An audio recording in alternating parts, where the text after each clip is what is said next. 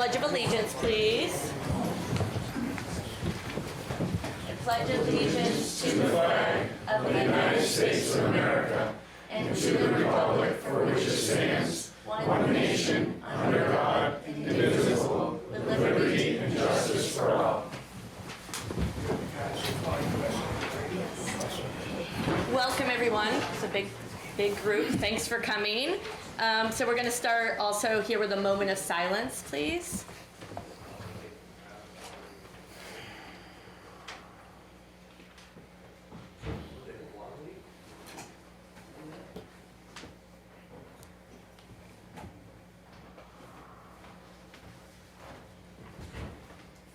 Okay, thank you.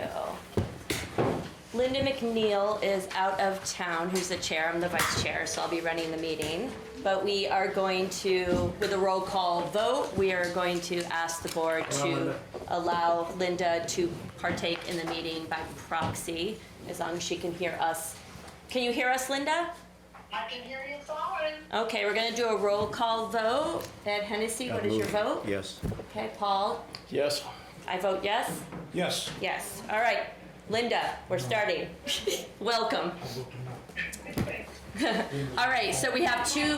From the sunny, hot state of Texas. She's in Texas. It's sunny and hot here as well. We're at 73 on the Porfido sign. We have two public hearings to do tonight. Public hearings, so we want to hear from the public. You'll have time to make comments. We're going to have someone present them first, and then we'll allow for to hear from you. They're draft. We have a draft policy, so we want to hear from the townsfolk. So let's start with the fire departments. We have Chief Miller. Would you like to? We have to open it first, don't we, though? Do I have to open the hearing? All right, I'm going to say we open the hearing at 5:02 p.m. We have to do a roll call, so. Ed? Yes. Okay, Paul? Yes. Roger? Yes? Yes. Carrie, yes. All right, unanimous. All right, now you can go. Yes. Linda, yes. We've been notified from the New Hampshire Department of Safety, Department of Homeland Security and Emergency Management that we've been recommended for a grant for the purposes of updating our hazardous materials response annex in the hazard mitigation plan under emergency support function 10. That's a lot of jargon that basically means they're willing to give us some money in order to conduct some hazardous materials response planning, looking at some targeted hazards that are around and some unknown hazards. A targeted hazard would be things like large oil and propane facilities, large bulk chemical storage facilities, all of which we have in Littleton. The unknown is obviously Interstate 93. Which we have sometimes are made aware of hazardous material shipments, and other times we just find out about it when the unfortunate strikes when we arrive on scene. The total grant is for $12,000, which will be used to fund one of our, mostly just to fund one of our hazard material technicians. Who's a call member, Jim Richardson, who's here tonight, to do some more emergency planning around hazardous materials incidents and response. Okay. Any discussion amongst the board members about that? I got one. Is this HAZMAT program already put into effect? So it's... Oh, excuse me, if everybody could, sorry, Chief Miller, if everybody could turn off their phones. I should have reminded everybody before. Sometimes you think it's turned off and it's not, so if everybody would take a moment. All right. Thank you. So this specifically, and Jim can probably speak a little bit more eloquently than I can, is around planning. So it's not necessarily operational things like responding to a hazmat call. This is doing the tedious back-end work to follow up on the things that we know exist in the community and be better prepared for an emergency response to that, and the things that we don't know that pass through the community. Oh, excuse me, Chief Miller. Do you have a little silent button on the side?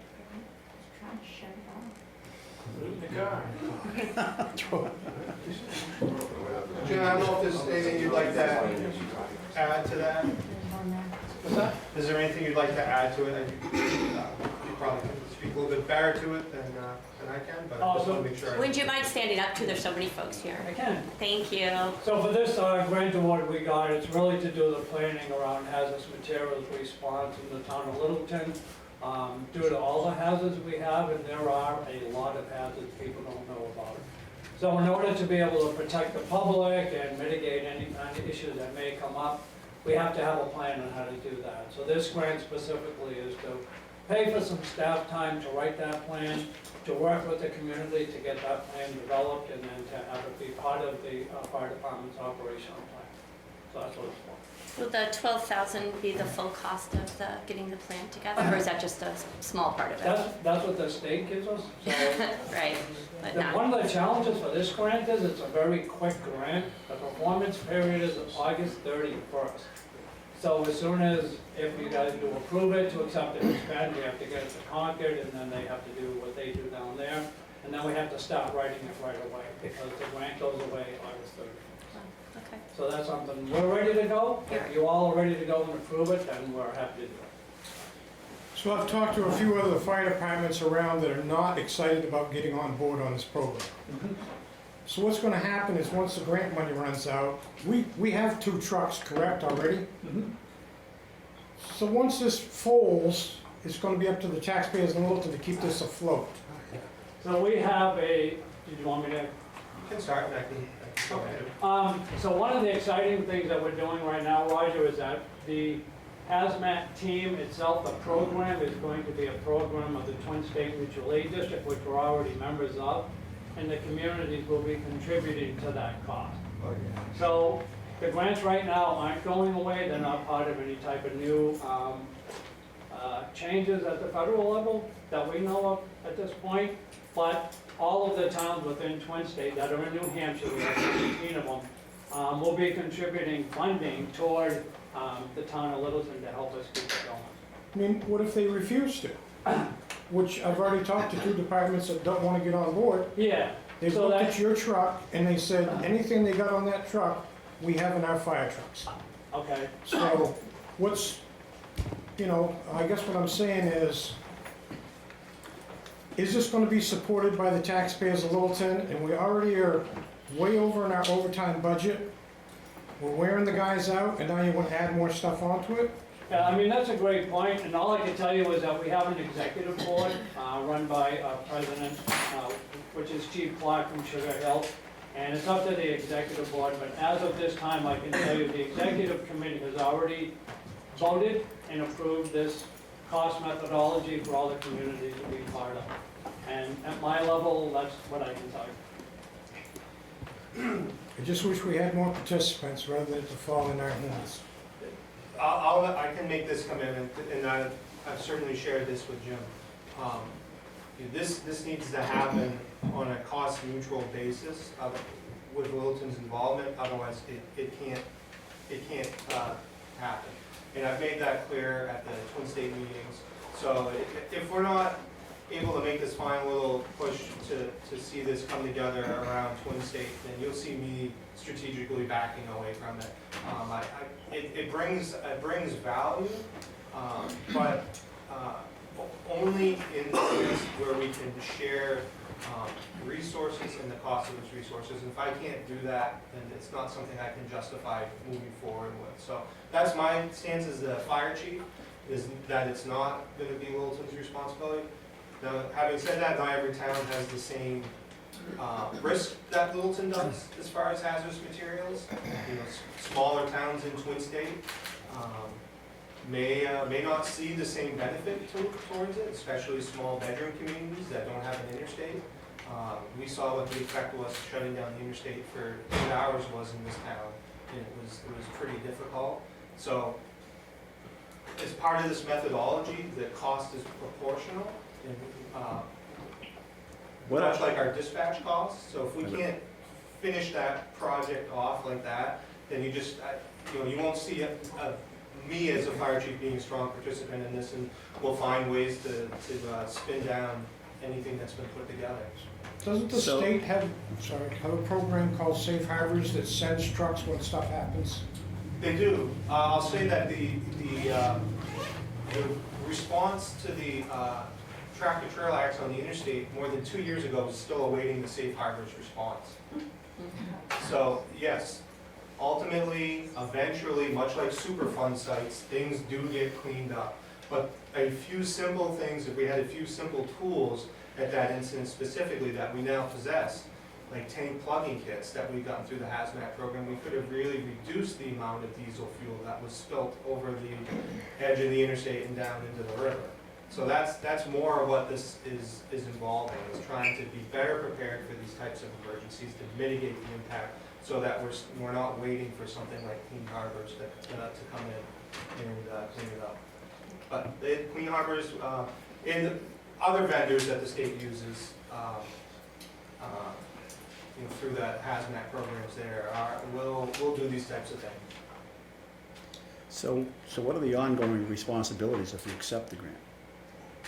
Now, we're gonna update the Littleton the Littleton hazard mitigation plan as far as hazardous materials. But are there other commitments being made along with that?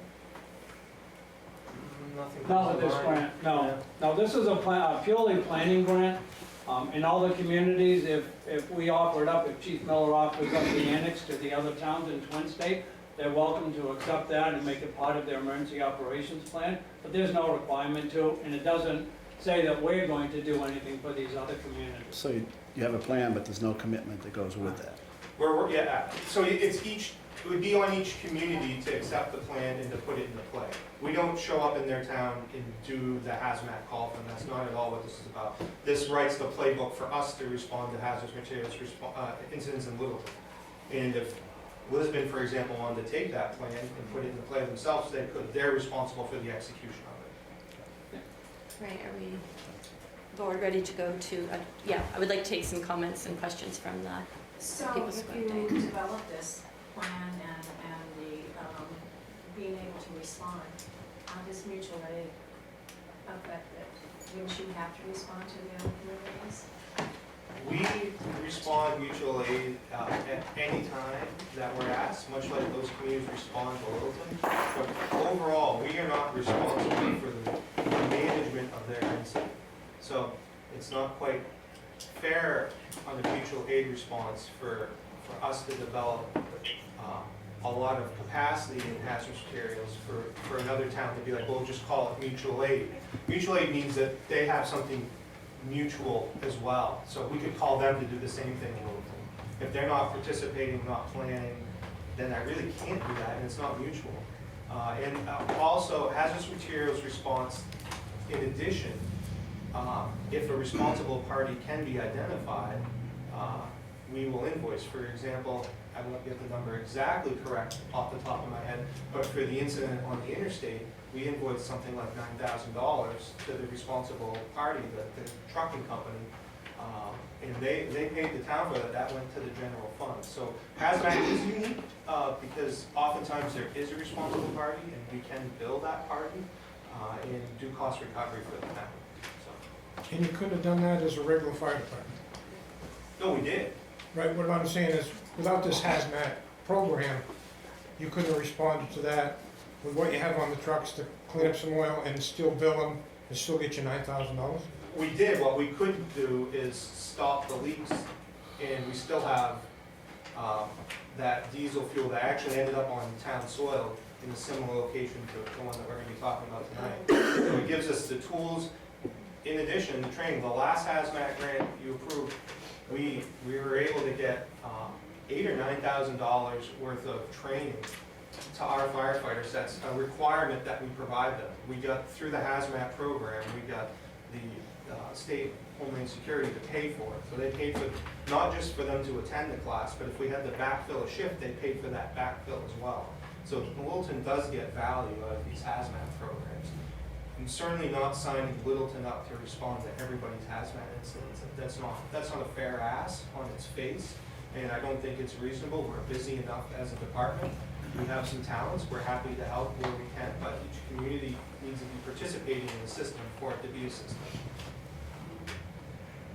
Any other questions, Pat? Now, so does the $12,000, does that go into like making plans, policies, and like, let's say a huge, how to deal with the area, I mean, is that what the 12?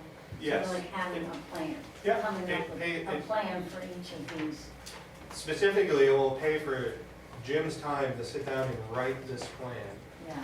So it won't involve overtime in this particular case.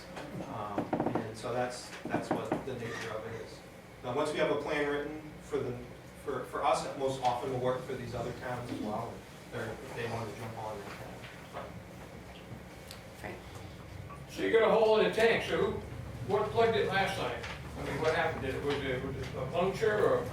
It was a tear and a puncture, and it didn't get plugged, it essentially leaked out.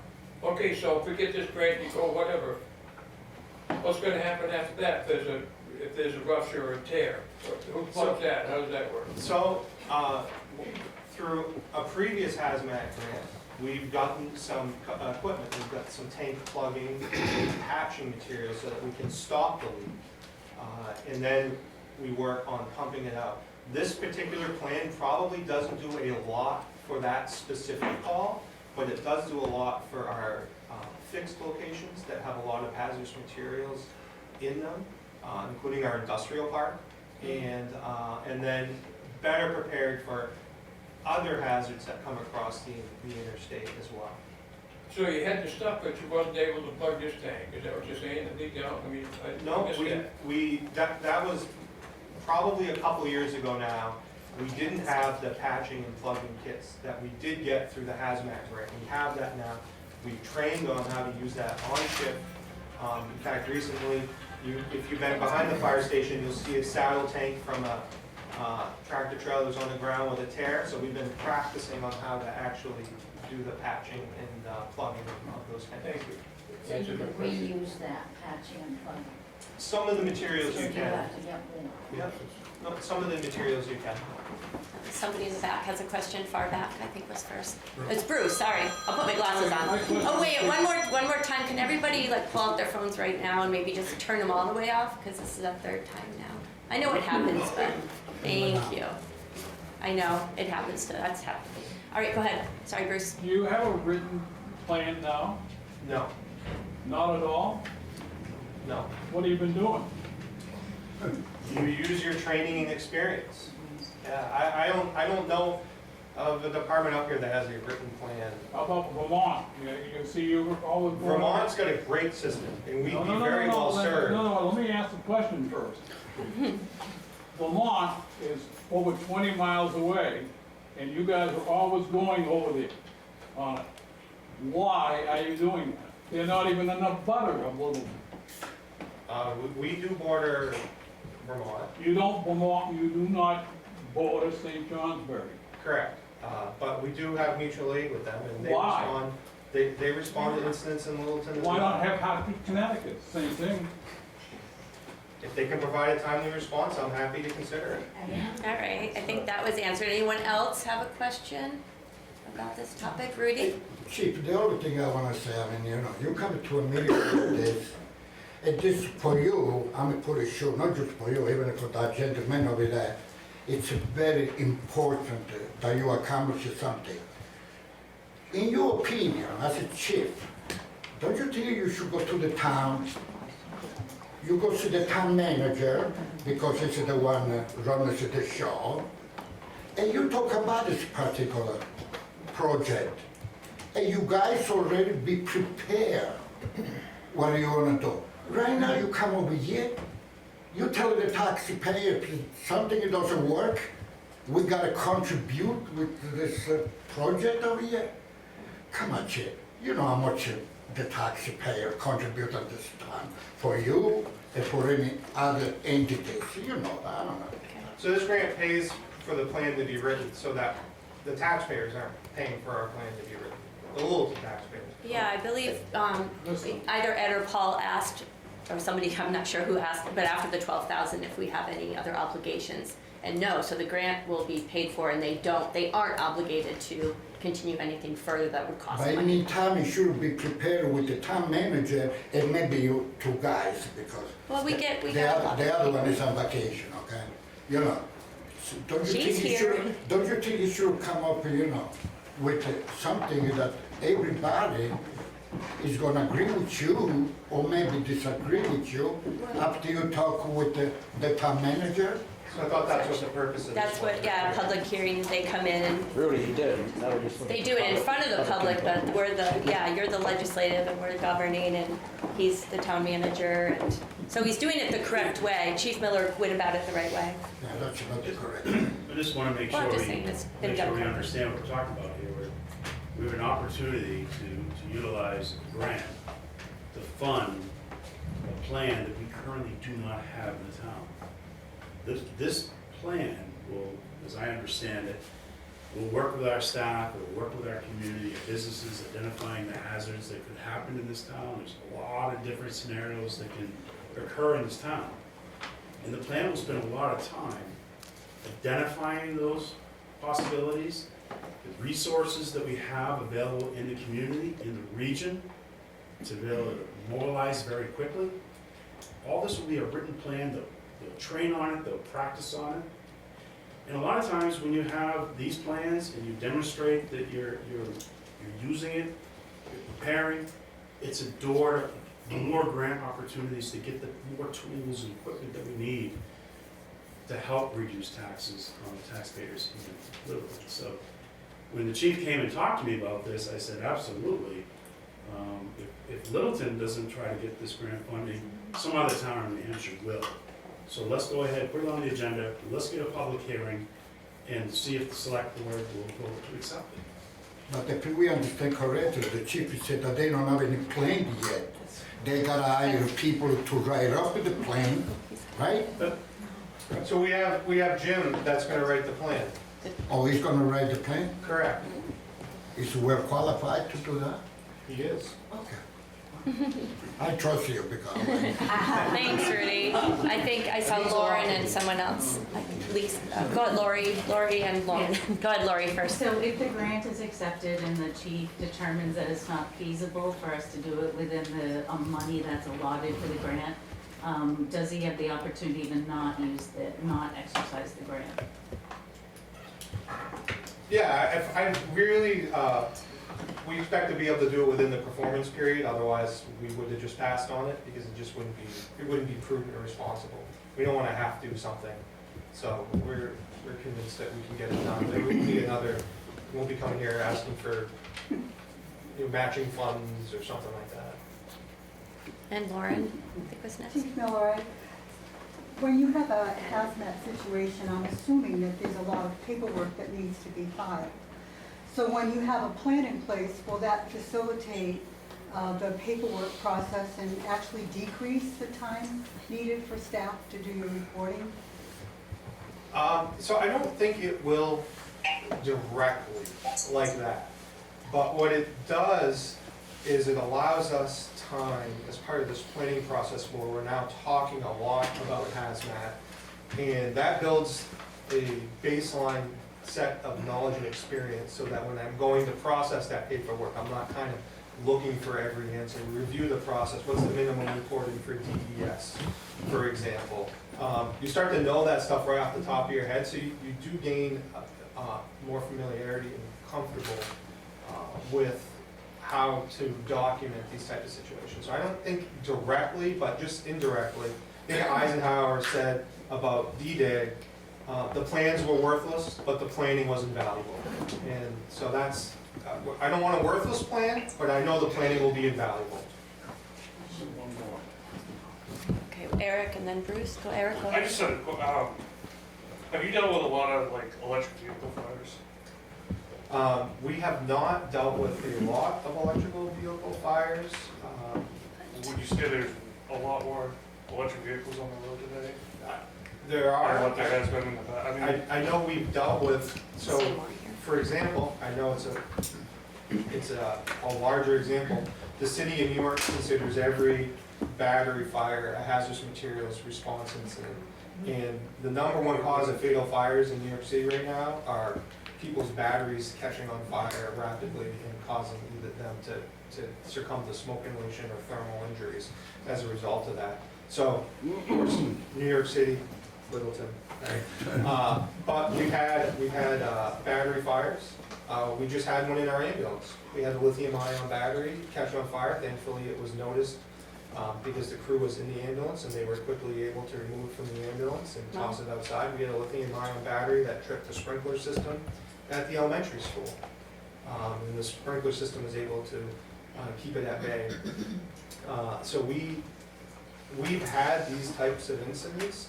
I think you're gonna see they're a lot more frequent coming down A lot the more pipe. lithium batteries In out fact, part of there. our hazmat plan, there was a notice put on the town's webpage today about the disposal of lithium-ion batteries.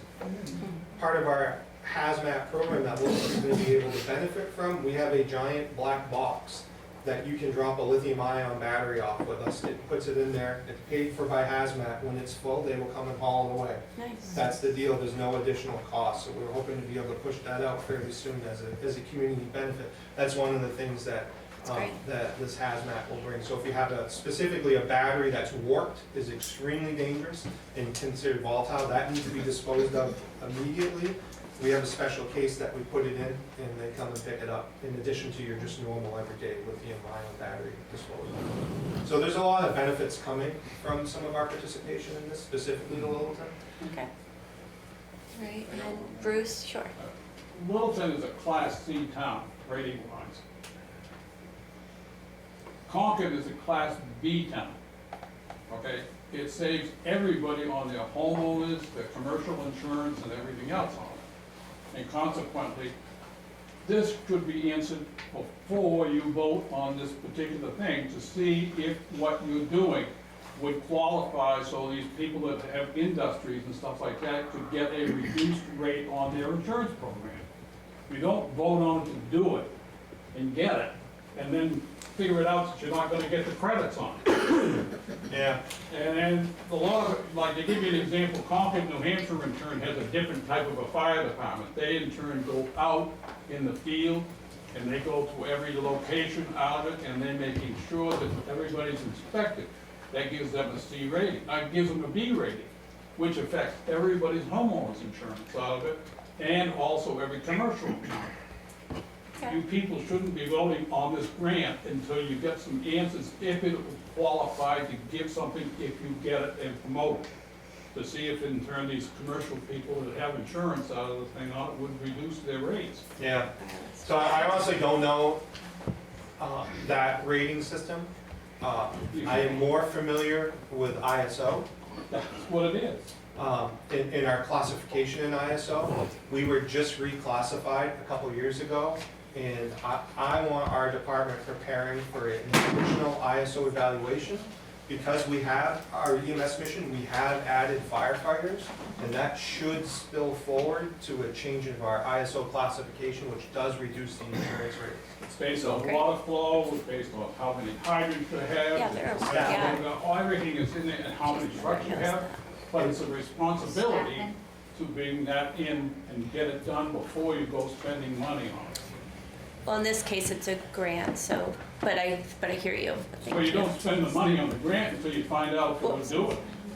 We're not gonna spend money on the grant. They'll be giving the money and just do the work. The grant works out. Okay. Any other comments or? We give our money for the grant. We could. Well, they are different things. All right, any more discussion amongst the board? No. Linda, anything?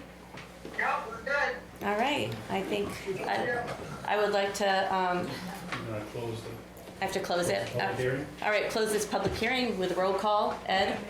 Yes. Oh, she wants us to make motions, close it and then make the Close the public motions. hearing and then vote on the grant acceptance. Have Okay. discussion. I voted yes to closing Okay. it. Paul? Yes. Carrie, yes. Roger, yes? Linda? Yes. Okay, so now we will make, if someone wants to make a motion, it's right there under the recommendations. I'd move we accept the grant. Okay, second? I'll second that. All right, All those in favor? We have to do a roll call again. Ed Hennessy, yes. Paul Lehman, yes. Carrie Harrington, yes. Roger Emerson, no. Linda McNeil, yes. Okay, so that's 4-1, and we will move on with that one. All right. So I have to open up the next public hearing as well. So our next one, which is the draft camping policy, which I think many people are here for and want to be heard. We want to have much input as we can, but just remember to keep it, as concise as you can, and if someone's already asked it, try not to repeat. But we do have to open this up, and it is 5:30 exactly, so roll call for opening up this draft camping policy, Ed? Ed Hennessy, yes. Paul Lehman, yes. Carrie Harrington, yes. Roger Emerson, yes. Linda McNeil, yes. All right, so we're going to open it up, and we will hear first from Troy Brown or Chief Troy? Yeah, I'll go ahead and introduce it. I think we've started to accomplish what we wanted to this evening by posting this as a public hearing, because as you saw, if you've been on our website, grabbed one of the handouts, we had 30 of the draft policies available, so if you didn't get one, maybe you can share with someone sitting next to you. But as you know, it is a draft. It's draft number 1. So staff has been working with our legal counsel for about a year now. I mean, the ordinance, this all stemmed from the passage of the ordinance that was passed that prohibited camping on town property. It was all town property, any parks, any green spaces, municipal parking lots. This town passed an ordinance that said absolutely no camping. Except, there was one little exception in there, and that allowed the select board to grant exceptions by permit. So, when that occurred, I think, I wasn't here at the time, but there was a discussion about what does that mean? How do we fairly say yes to one person or organization asking to camp and say no to another person, individual, family, or organization to camp? And clearly, the answer back from legal counsel is, well, you need to develop a policy so that you have some kind of written guidelines that everyone can follow. So the town's been working on this policy.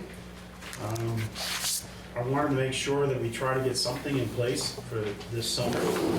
So we recently met with our department heads, went through our draft, and originally this camping policy, the concept was that we would allow, by special exception or permit by this board, camping throughout the town, any town property.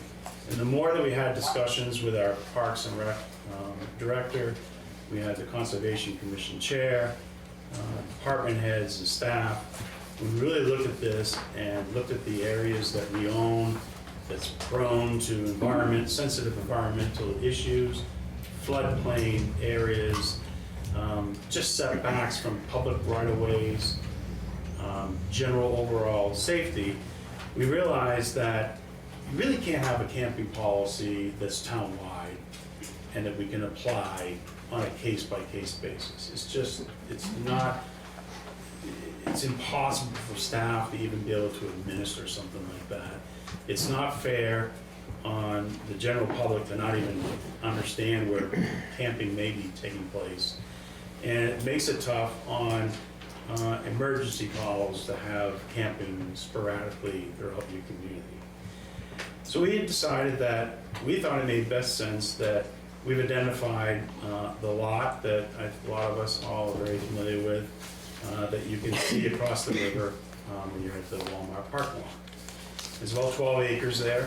There's already camping activity occurring there. And we identified that as a location where, under the proposed guidelines, people with a permit would be allowed to camp. and we'd be issuing a permit for 14 days.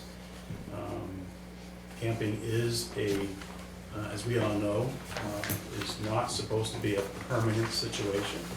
It is temporary. So we picked 14 days as what the permit would be valid for. And I think a lot of you, I know that I've received a lot of phone calls. I've had people come into the office and talk to me. I've had emails. The select board has received input as well. Looking at this, I read 'em all. really trying to analyze it. A lot of helpful comments that have been shared where, yeah, that's a good point. Really take a look at that. So I want to stress this evening, this is draft number 1. And we're here this evening, I'm here, staff is here, most importantly, the select board's here to gather your input, your thoughts on this policy as it's written today. So with that, I think, Madam Chair, you could open this up for public comment, questions. We'll do our best to try to answer those. We may not have answers for you tonight, that you just might bring up something we have not thought about, just a real valid concern, and that's good, because it allows us to go back, research more, come up with, a different proposal. Thank you, Troy. I got a lot of questions, but I think it'd be nice to open it up and get the questions from here, and if there's some that we don't see here, it's something maybe we all can discuss. So, yeah, I guess just raise of hands, and we'll love to. Oh, yeah, and it can start with the board. Go ahead, Ed. Well, I think I'd like to start with the chief as to, if this policy Yeah. or something like it is put in place, how would it be enforced? Yeah.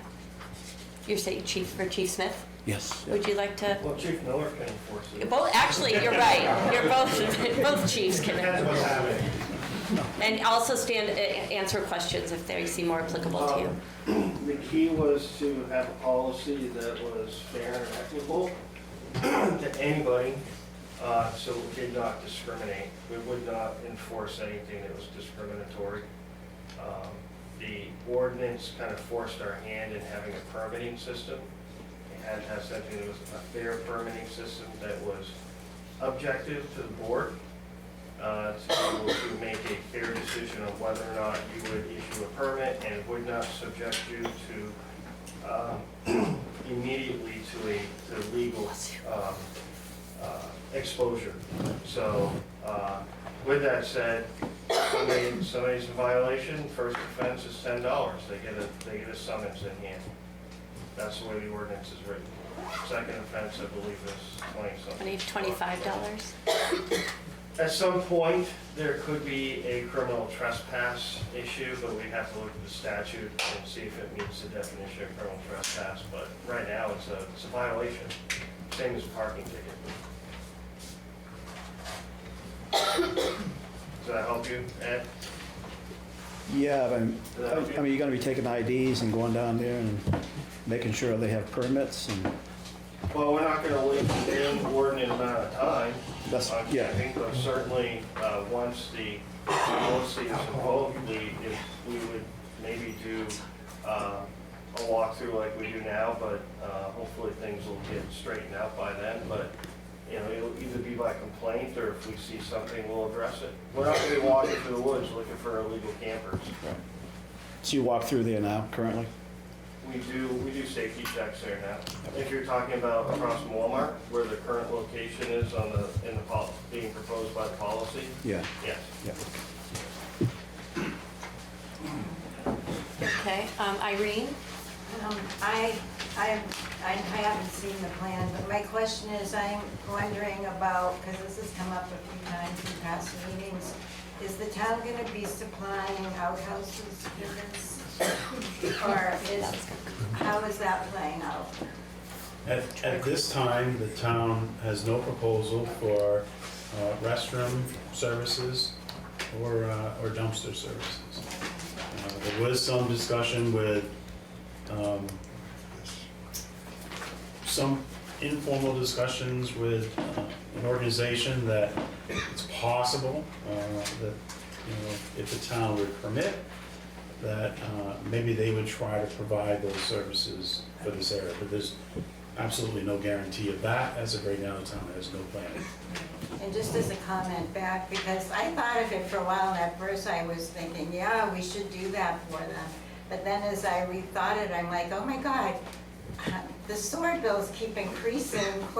I feel that as someone who lives in town, we pay water and sewer for our flushes, you know. Why should these people get it free, you know? So I think there has to be a cost involved, either that they pay for camping, or I don't think the town needs to be covering that. That's my opinion. You know, because we pay our own, and I think everybody should.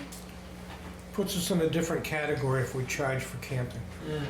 That's the only thing. Campground, We can't do then. that. It becomes It's campground. different zoning, different. Also, I think, just as Troy spoke to, it would be a porta potty, not a flushing, you know, if something like that even happened. And there was some talk about we have so many community organizations helping Littleton. We should be proud of all the things that we do to help people, and some of those organizations might want to help. About a year ago, we were visited by Sonia. I don't know if she's here, but she was part of a nonprofit that, that's just one example of was willing to fund some help and wraparound services for the unhoused that are living in that area.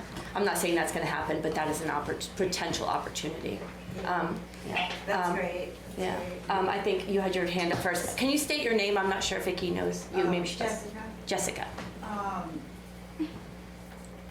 Does anybody talk to Walmart? Are they gonna be some of the new facilities, like for trash and restroom use? I think Troy, we talked. I Well, asked that. no, so one of the comments that I did receive, since we put the public hearing notice out, one of the comments was, have you, town, notified all the abutting property owners about this? And we did not do that. So I think that depending on where this goes, there's a valid public input that as we continue to discuss this, that there would be notification given to all abutting property owners. I just see Walmart giving off, moving out. Inside, I said, I just see Walmart moving out. They got drug use or homeless people, and we're not monitoring that. We're gonna issue a 14-day voucher, but nobody's gonna really check on that. Oh, no, it comes with checks and balances. That's part of it. Enforcement. There's an enforcement piece. Yeah, we never Which said chiefs- we're gonna check on it, but we're You just certainly said not you gonna weren't be in the woods every day either. Right, you're It's not gonna realistic. We're not going to be hunting down people But that we're are. not gonna be hunting, this is about camping. If you talk, if you wanna talk about the homeless situation, that's Well, that's a where you're whole different, putting but it, this is right? about camping. This is about a fair way to enforce a camping ordinance and that was passed last year. So this is about camping. If you wanna talk about the homeless situation, we have lots of different forums in Littleton to discuss that. But what we have to look at this is very objectively. We have a camping policy because we have an ordinance that was passed. Now, Walmart can certainly engage in conversation concerning this, but you have local management and you have corporate, and they deal with things on two different levels. Local management is very engaged with things that happen in our community, and the corporate level isn't so much. So, otherwise, we get a ton of donations from Walmart to address our homeless population, right? But I don't see that coming. Ben, Yeah, they're Vice pretty Chair, caring and just to helpful. follow up on the comment about charging. So it's my understanding of the legal definition of campground in New Hampshire involves if you charge a fee, you are required to provide restrooms and trash services and other types of services. So if that's a route that the board does want to go, you have to be prepared to provide those services. This to would, meet the legal yeah. definition. This would be more considered like dry camping or And this, rustic.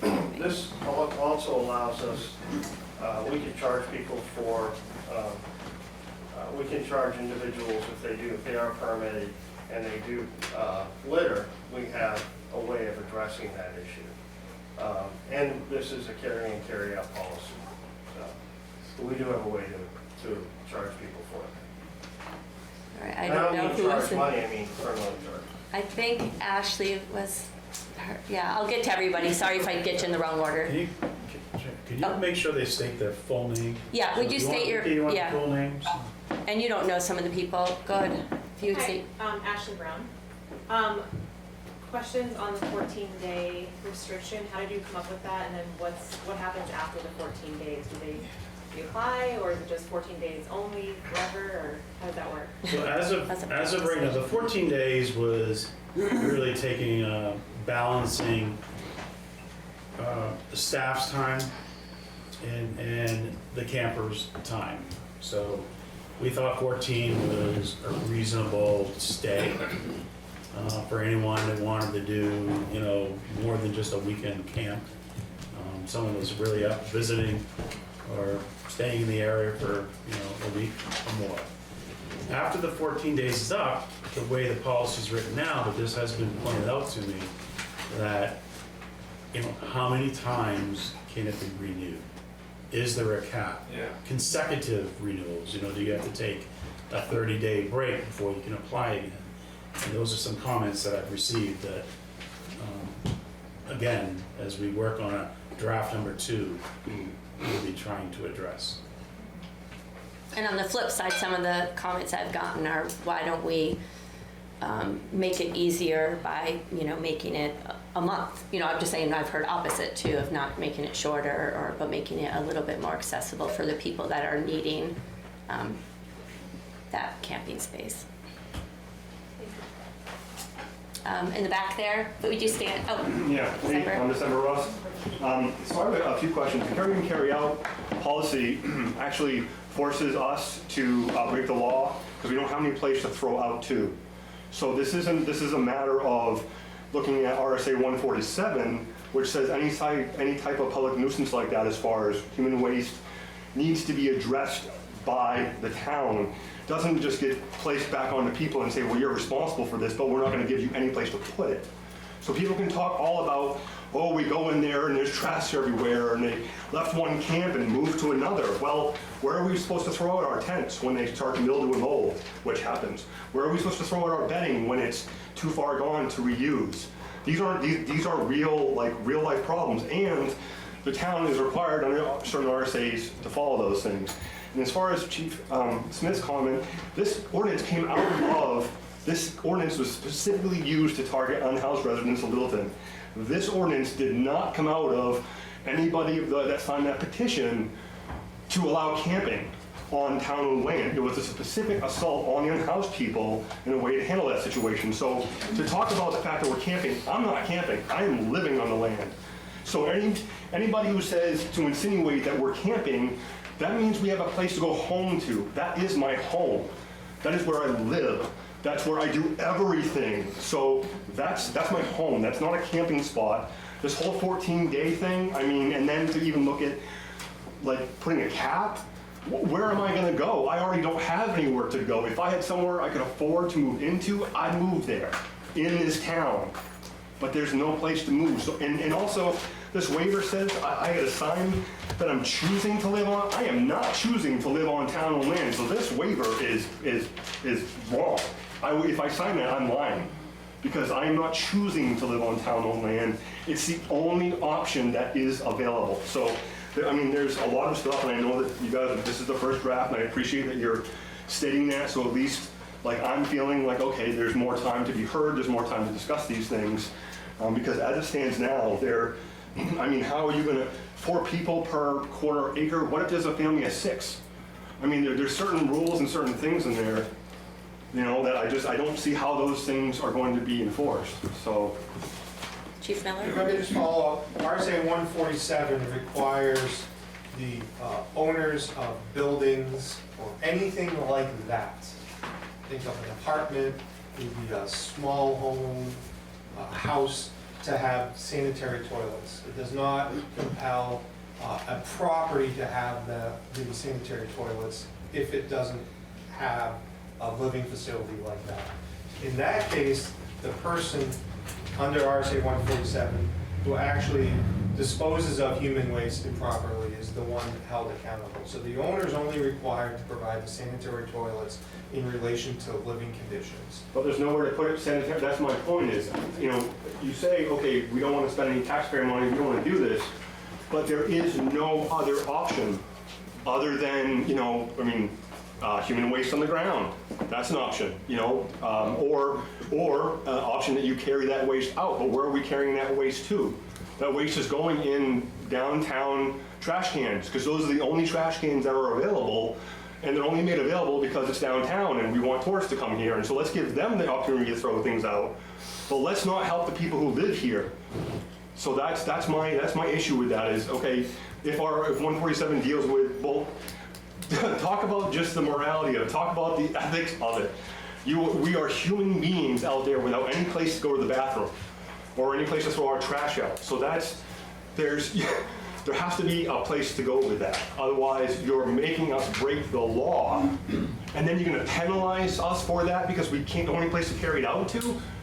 That is egregious. That is absolutely egregious. And one quick note, because of the enactment of HB 1569 last year, which means I can no longer sign an affidavit to prove where my domicile is under the voter registration law. I am registered to vote where I live. The Secretary of State recognizes that, the town moderator recognizes that, and if you move me and force me to move anywhere out of there, the town does not have the authority to take away my right to vote, and that's what you would be doing by forcing me to move from that spot. So if it comes down to that, then you don't have the authority to take away my right to vote, and that's what you will be doing if you force me to move from my spot. That will be addressed if that happens. Either one of you want to respond to that? Angie? How about it, Jen? You want to respond? Carrie asked if you want to respond. Oh, does anybody, yeah, no, okay. Chief Smith, I want to get to people too, but I didn't know if it was just in response to that. So the policy and permitting is based on the ordinance, and the ordinance is about camping, I want to make that clear. But we did run this by the ACLU, and they had no immediate objection to this policy as written. All right, thanks. I don't, is that Bruce? Yeah. Go ahead, Bruce. In Littleton, we used to give everybody a bus ticket. Pay for it and move on. Exactly. Then, That's what we did in here, and that's what, we had a person that handled it, and that's exactly the truth what they did. We gave them a bus ticket, and they went on to some other town. St. Johnsbury's just recently done a very similar type of a thing, from what I understand. I understand that history, and sure, we could do that, but aren't people doing the same to us? And guess what? They are doing the same to us. People are getting sent here too. Exactly. So. If you rented an apartment out of the thing, the landlord in turn asks for a St. John's, deposit. that was private property. His deposit in turn that he gets is if you get rubbish or a mess or anything like that, you don't give it back to him. You should be building that in to be able to say you get a deposit out of the thing on it the same way if you're gonna do it. The other one is, you got that rail trail. Who owns it and what restrictions are on that where it's going through there?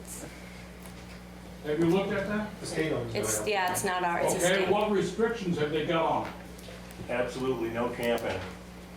On the rail trail, but they only own, correct me if I'm wrong, it's just, About 60 feet. Yeah. 66 feet, It it's varies. 120. so the people out that sometimes camp outside the rail trail are on town land, not state land. You get 66 feet from Yeah. center either side. Right, so So 33 from each. some of that abuts like other town land, yeah. And there's some wheeled vehicle restrictions in various Yep. parts of the rail trail I'm not completely familiar with.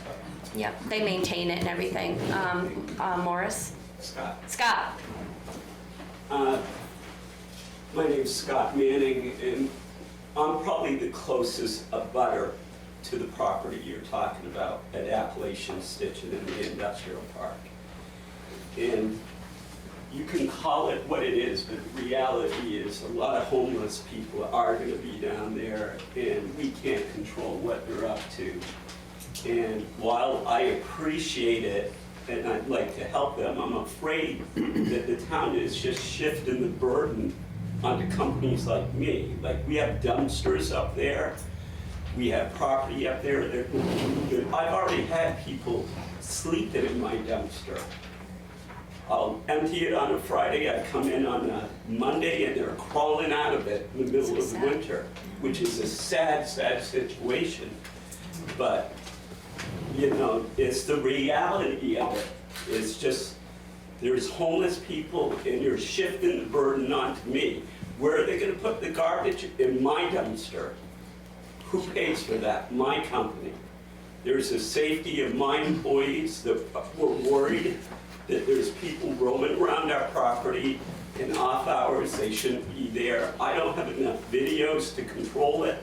They can get into my buildings, they can steal things, they can vandalize things, and it's a great concern to me as a business owner. Beyond that, there's a certain reality when I bring clients who come throughout the country and the world to my business. The entrance of the industrial park is going to start to look like sort of a compound. And it's almost like Field of Dreams. We build it and they will come. And it's going to create more and more homeless people and generate it to this region of New Hampshire. And frankly, while I'm really concerned about the homeless situation throughout the country, I think the town really has to consider what it's going to do to the businesses in the industrial park, especially where we've put such a great investment into the town of Littleton, and we paid a lot of taxes here. So, anyways, that's the... Thanks for sharing. Merida? Thanks for sharing. My name's Merida Brimhall. I'm a new official resident here. I've been coming here for a decade, and 6 months ago I started renting here, so I'm so proud to be part of Littleton. And Troy, Mr. Brown, I'm so glad that you opened this up as emphasizing it's a draft. I think that there is a variety of views among people in the town. And I'm a public health nurse. I've spent the last 15 years working with folks who have housing instability and mental health struggles.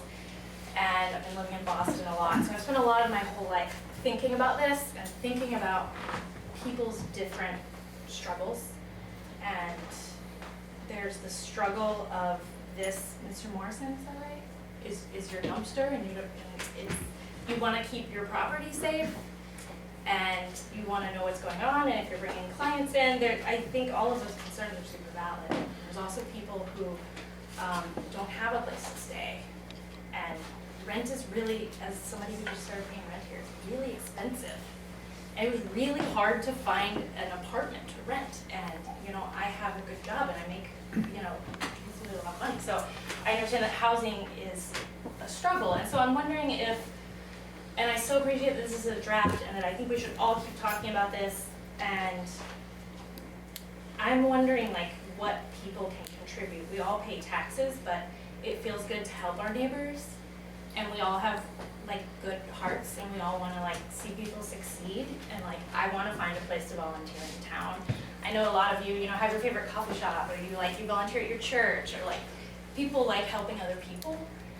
And it's not super clear to me what the purpose of this camping policy is, but I would be curious if the board, if we're allowed to open up to the community of like how can we help support people who maybe need to stay for longer than 2 weeks. Like, can we have a team of people or a task force, like people who volunteer, like public health nurses that help? Like, what if we helped with trash? Like if we did stuff. Like I feel like there's a lot of collective power if we all decide to help each other, and that it could help people who need a place to live and people who have businesses. So I have a lot of questions, but I think that like collectively that it's important for us to talk about it with respect for like all sides. That's all I got. Thad Presby, and I own the storage units kind of diagonally under the highway across from the site. How many, I didn't do the math, but how many people could theoretically camp if they followed the rules? 51? Like on the site?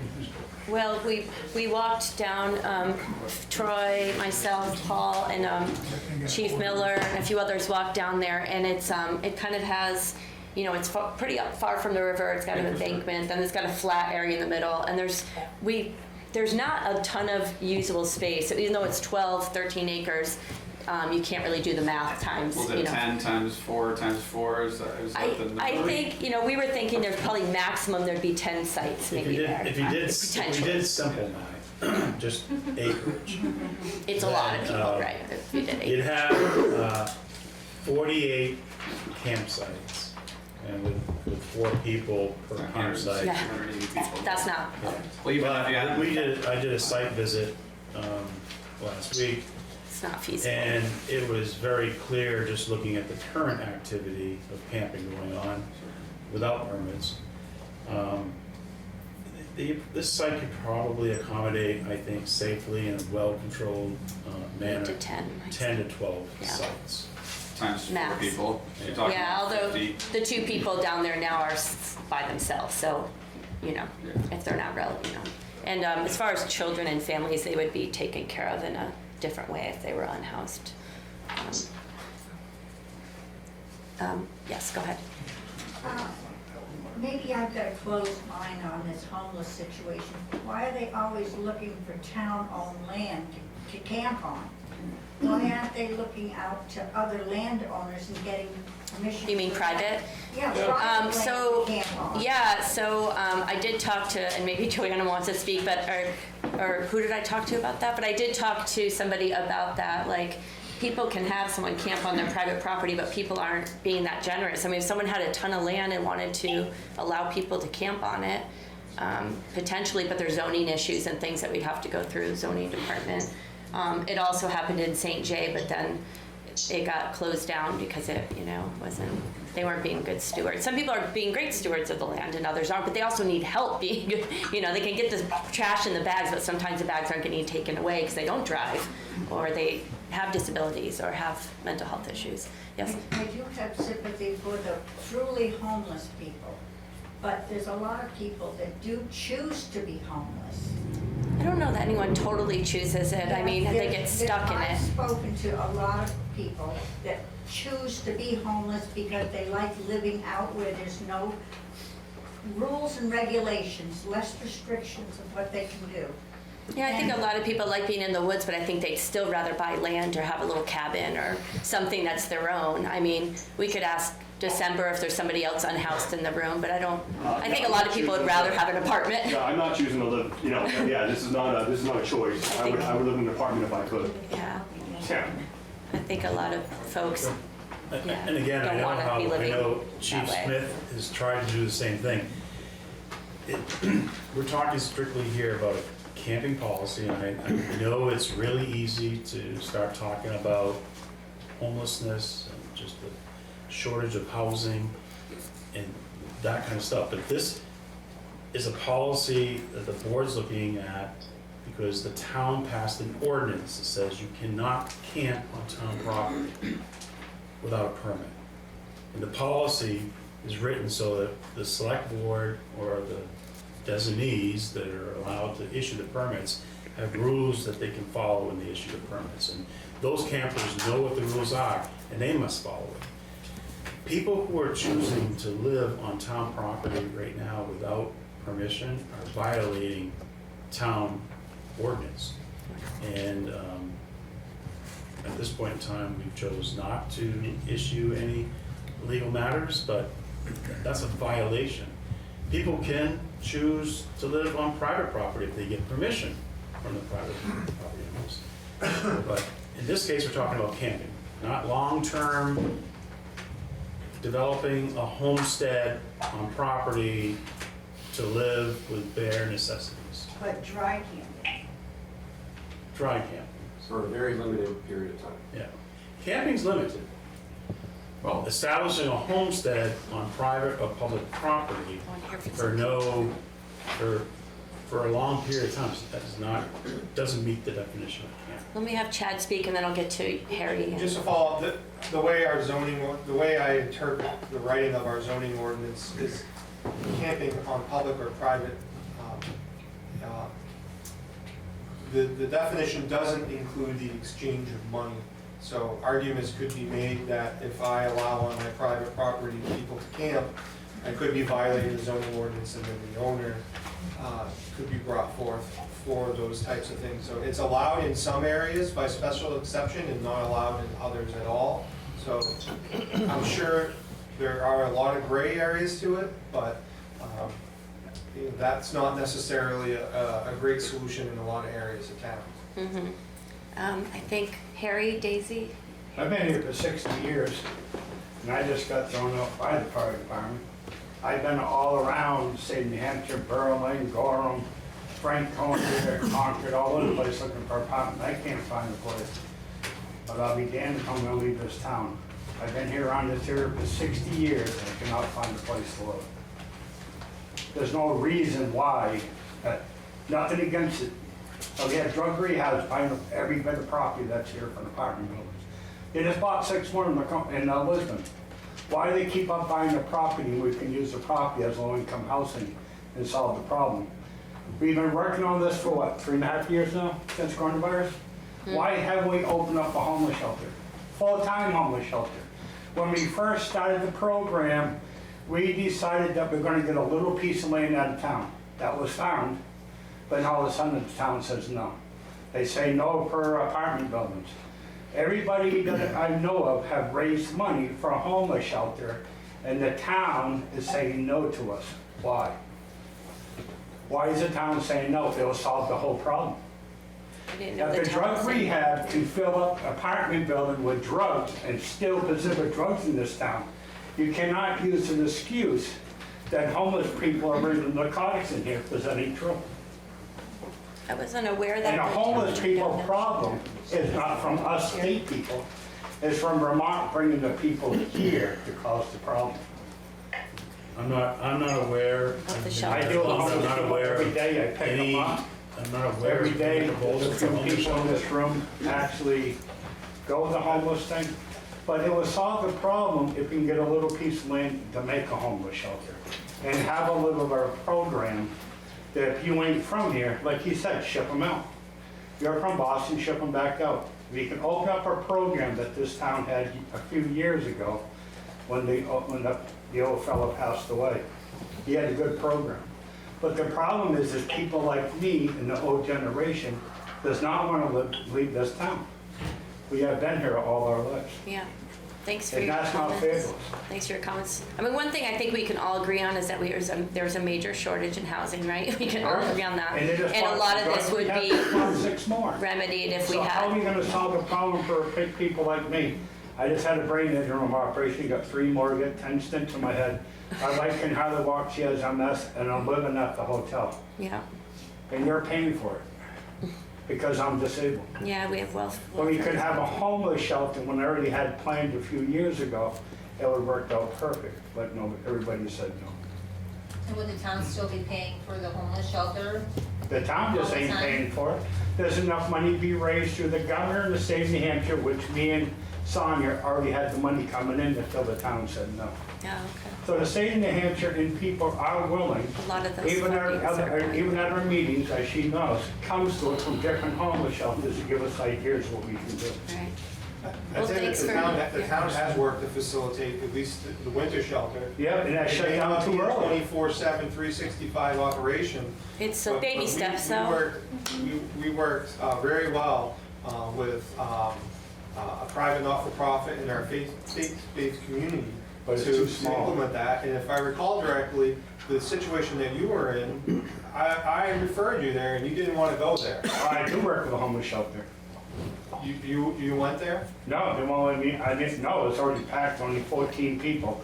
When you have a problem with 38 people right now, I'm gonna fit 14 in. Yeah, I think, right, I mean, There's people no are, way. people are trying, and right, that's a small, When a nothing, person these like are all me little already Band-Aids went on through all a the huge problem. sawmills And have enough lumber delivered to this town to build a homeless shelter for free. That was the problem. Okay. Where are we gonna stick? I want to, yeah, we'll gotta stop. keep Thank it you for your, focused yeah, on when I get Diane, Diane wanted to speak, and So Eric. this policy is for camping in a specific spot. But what happens if you have homeless in another area? Good question. How is it enforced? What happens? That Are you is still gonna- waiting for the policy to go through? Waiting for the see what policy you're to put in doing? place, and I don't wanna speak for the chief, but at that point in time, when it's reported to the police department, reported to town staff, we're gonna report it. And the police department's gonna go out there, find the illegal camper, and ask them to leave. I mean, But that was in That would- the ordinance that the police was supposed to be doing it anyway. I don't, and they didn't do it. There's been some inaccuracies here, that's one of them. You cannot enforce the ordinance until they can issue a permit. No, If the no, board no, can't no. issue a permit. It was written right in the ordinance, I think. First, let him speak. We've already reviewed this by legal, okay? And if you wanna, hey, listen, if you wanna take it on with an attorney, go right ahead. But we can't enforce the ordinance until you have a permitting process. Otherwise, we're violating the individual's rights, because they're, how can I get a permit if there's no permitting process? If you say there are no permits ever, that's different. And the thing, yeah. Yes, Frank. Frank Gramo, Littleton native. I've been in that house since 1977. Bridge right there crosses the Ammonoosuc River. We've had clowns down there living in tents. Living that life, I'll go along with that. I don't know if there's anybody down there now. A couple weeks ago, I get up and drop my van, my locks are busted, they got about $1,000 worth of nice tools gone. I make my living with those tools. Now these people, they gotta live up there, up on the hill. Do they pay taxes? I pay taxes. I think probably everybody here does. Believe me, I have a heart. If one of these clowns, if he has in trouble, come to me. You need a fix? I'll help you. I've been in a bad situation many years ago and I've dug my way out of it. It's been 45 years. Things have been a lot better, you know? Now, don't tell anybody, tell me to file an insurance claim, because that means my insurance company is financing these people, and I don't want my rates to go up. Thank you. Yes, Lauren? Laura Rodier. I just had a question about fires. Is there any concern about fire safety with this camping? So we did have a conversation about that. The way that the statute is written, you need to be the landowner or written landowner permission. Generally speaking, I cannot recall in a campground setting, for example, going to or aware of a forest fire that started there. So while there are some general concerns, I'm not overly concerned about campfires being operated safely in rings that are permitted. But it'll be the permit process will allow the town to authorize whether the permittee is authorized to have a campfire, and then they have to come to the fire department to get a permit for that. So there is some concern, but not a lot of concern for a wildland fire. You have the river on one side, the rail trail and industrial park on the other. The fire will run up the hill if it gets away from anything, most likely. And yeah, there's a little bit of concern. I think it depends on any concern. There would really just be like somebody performing poorly that they would probably do even without a permit. So. Carrie? Carrie Gendro, I just need some clarification, kind of like pay me green and call me Gumby. I don't think it's a camping issue we have, I think it's a homeless situation we have, and I think that's the elephant in the room. You know, I've not heard anybody complain about people camping.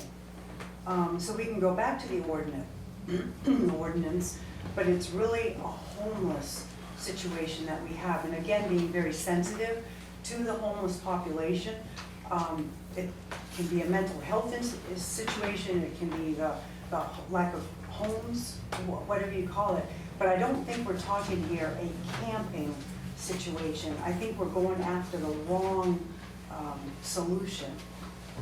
I mean, and again, I'm thinking in this very simple terms, but I really believe it's a homeless situation. I don't know how many of you followed the homeless situation in Manchester. What a nightmare. What an absolute nightmare. And I guess being a resident in this town for a long, long time, certainly older than Harry, I can't even believe we're having this conversation. Where did we go wrong as a town? What was let in? I don't think anything went wrong. I think it's There's just. a lot of things that are wrong. I know, I just think it's a state, actually New Hampshire is the highest rising homelessness by percentage in any state in America right now. And it's all over the state, so it's, you know, I think it's, I think and we're seeing it nationwide, and they are projecting in the future that we're gonna have a lot more people that are homeless. A lot of people are really on the edge, paycheck to paycheck. I mean, I don't mean to bring doom and gloom to Pollyanna Town, but it's actually a really big deal, and I don't think Littleton did anything to deserve it, but I think we're seeing it because everywhere's seeing it. But I do agree with a lot of things you said. So we're gonna start losing business owners. We've heard from some of them.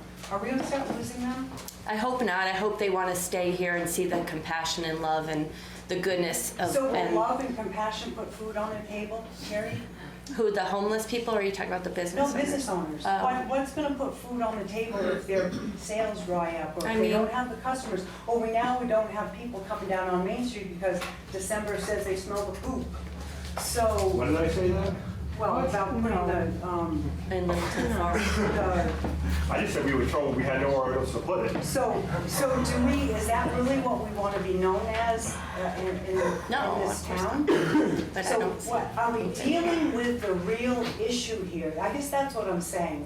What is the real issue? Well, we're not all taking care of each other in America. We may be sidestepping. We're not. There's No. the haves and have-nots. And I understand, it's hard to separate this. I've struggled with it myself. It is hard to I am separate it. focusing on a town ordinance that defined camping and said that it's not allowed. The people of this town approved an ordinance. So now we have to said do something. no camping on town property, right-of-ways, parking lots, nowhere, without a permit. Right. So we're talking about camping, because we define camping as an overnight stay in a shelter or a sleeping bag, in a car. That's it. Are homeless people sometimes campers? Absolutely. Are there regular people that have homes and they just want to go out in nature and camp overnight? Sure. Absolutely. But that's the separation. Homeless people do camp. Homelessness is a different issue than the town issuing a permit to camp on town property for a certain length of time with certain conditions. I think Courtney was first, and then I'll get to you. Go ahead. So maybe it's not that the policy that we have drafted in front of us is the problem. Maybe it's that the ordinance is the problem itself, and we need to consider it's a bad ordinance, and it needs to be repealed, excuse me, and we need to start fresh, because if we're trying to fix a problem that's addressing something else, we're not fixing the problem. I can't remember your name. Can you say your name for Vicky? Justin Slotnick, I'm resident Justin, here. yeah. I just want to piggyback off of that because my concern with this is that, based on what the chief just said, the idea here is that without the permitting system existing, the ordinance that was passed last year can't be enforced. So once the permitting system does exist, then it can be enforced. So people that are currently camping in places where they're not supposed to be camping, which is the homeless population, they're going to then have an enforcement method that can be figured out and actually employed, and that creates additional problems because where do the homeless people go? How are they dealt with by law enforcement? Do they then, say a fine, or they put into some type of a place and then they go back out, etc.? It just creates a lot of other problems, and I think that this is incomplete because it just allows that ordinance that, look, it was voted for by the town, I voted against it, doesn't make a difference now, but I think that there's, what sounds like from everybody here is that this is incomplete. There's like, this may be A, but if there's not a B, I'm really afraid of passing A, because I think it's just going to create additional problems. Who did I say could go next? I'm sorry, I lost. Did somebody have their hand up and then I have a big, yes, sir. My name is Bert Tucker. I grew up in Salem, New Hampshire. You flew here. I flew up here. We spoke. Yes, we did. At 14, I was kicked out of my house because I didn't get along with my father's new wife, who we knew for 3 months. I lived in an unheated basement, and to this day, my best friend will say, I'll never forget having to turn on the light when you with your ski hat on and make sure I put lip balm on, if not my lips would be as cold as a turtle's ass the next morning, blowing the cold air up and, okay? And then a month after I graduated high school, my old man said, hey, Peckerhead, my job is done. I'm the youngest of 4 kids. He packed up his house and moved 60 miles straight east of Mount Washington, where he grew up in a small town in Maine. So I lived in my two-door Mercury Topaz in the parking lot of Gold's Gym, where I made a deal with the owner, who I was already paying to be there anyway, but I still worked to be able to park in my car there and sleep because I could shower from 5:30 in the morning to 11 o'clock at night. Okay, I'm also one of the people who chose to be homeless at one point because I was damned to put myself through college. Okay, and I learned that in 1990 that University of Texas was $26 a credit hour, and my ass was there 3 days later. Right now in Atlanta, there are 2,800 homes under 250,000. Some of them are 4-bedroom houses. I've debated with people on the internet that there's all kinds of opportunity out there. We have more opportunity than the history of humankind, and we walk around it every day. In Atlanta, there are homeless people who actually plug their phone in at my house, which is 4 blocks from Mercedes-Benz Stadium, and my deal is, as long as you don't tell anybody else, and as long as you don't touch any of my stuff. So I have a sensitive heart to the issue, but for someone who pays tax on 2 structures and 6 lots in this town right now, I don't get to vote on anything. It's not my primary residence, but I'm contributing.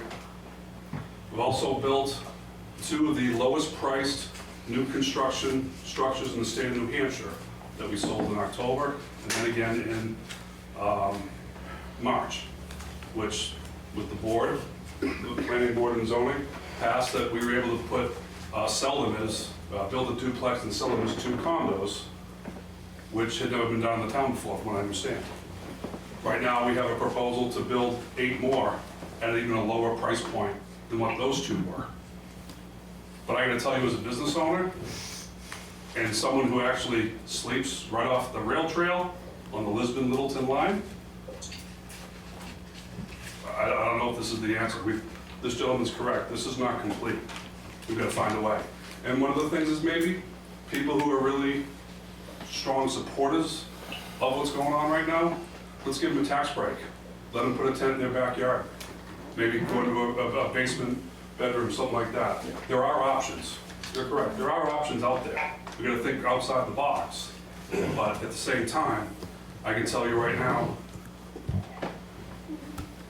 if you allow it to happen, it's going to be like Field of Dreams.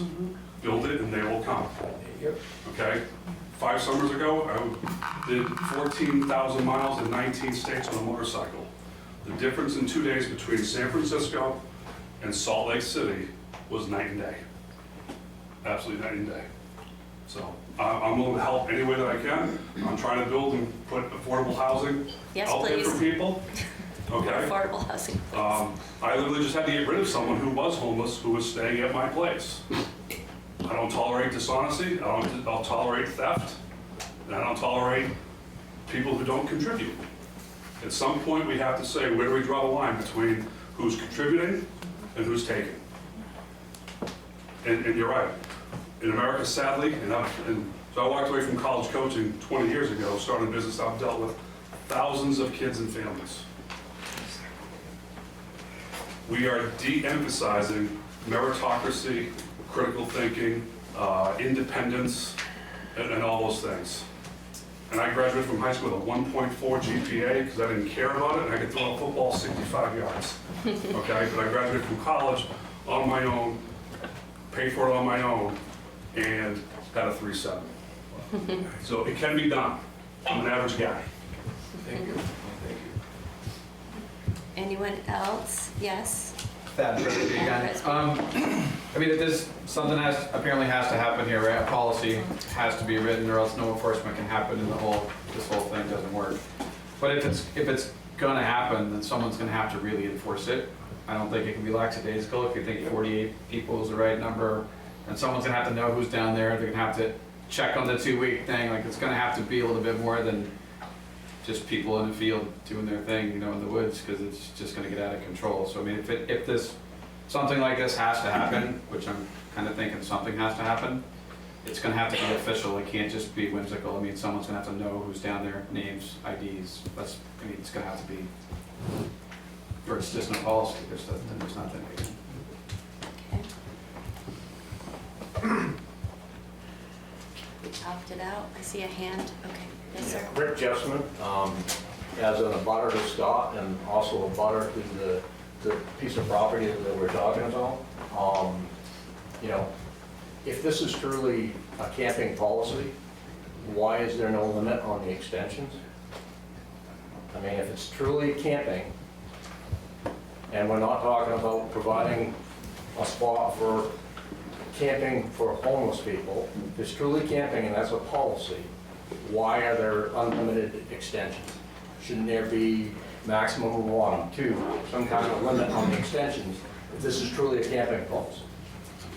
And if it's not a camping policy, has anyone spoken with Littleton Healthcare about if it does bring more in, what that means to the hospital in terms of what they may have to provide for free care?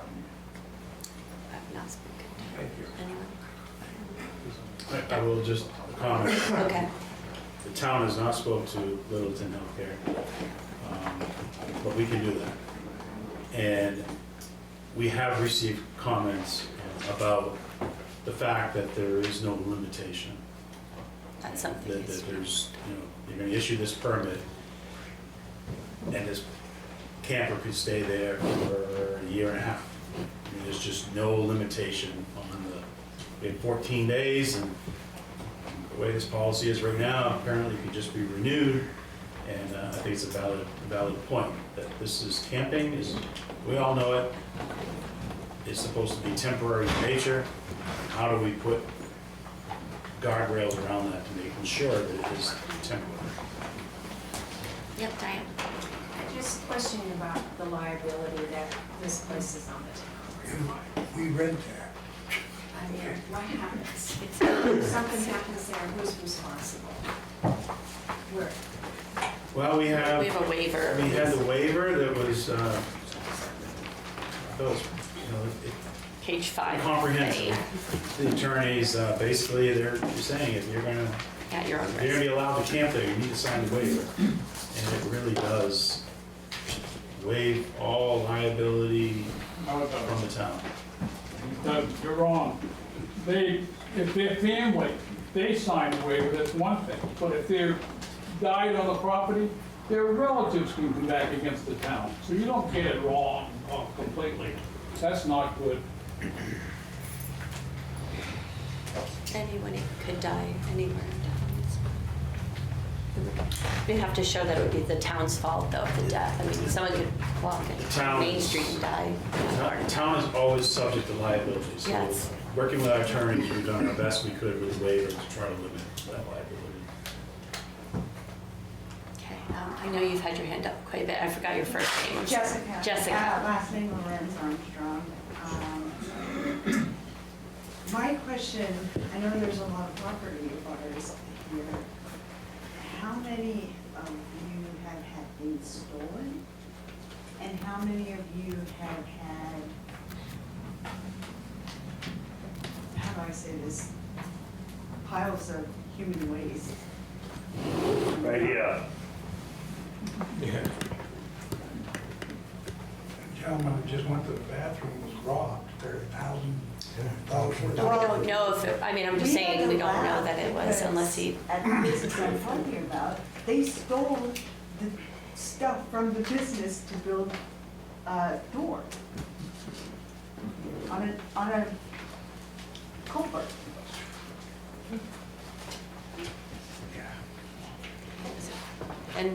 and the PD was notified and nothing, or did you prove it? Or I'm just wondering. How do you prove it? You want to DNA that poop? No, I just didn't know if there were cameras or if you know. No, they've had to get more cameras. Oh, okay, Chief Smith, I guess, can speak to that. I mean, maybe that was one where they So called up and it if you're was. asking about homelessness in relation to crime, it does go hand in hand, okay? We've been, actually, if you looked in the recent press releases, there was an indictment handed down to an individual who was stealing from businesses on Meadow Street. And we were able to catch the individual, and he has been indicted. Now it's up to the criminal justice system to see what happens. But You know, and we can't be out there in that particular area 24/7. We just can't. That's the reality of it. Is there thefts that occur? Are there thefts that occur? Yes, there are. Okay, that's the truth. To answer your question, we know the individuals down in the area that's currently being designated for camping. We have ID'd all of them, and we are there frequently. Okay, we just need either direction. We're in the enforcement piece. You're in the legislative piece.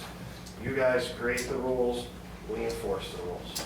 So I guess that begs the question, if there's actually rules, will they be enforced? I mean, that's my, I mean, this, it sounded like nobody really wanted to walk in I and think our work that. department is very proactive with enforcing rules and regulations.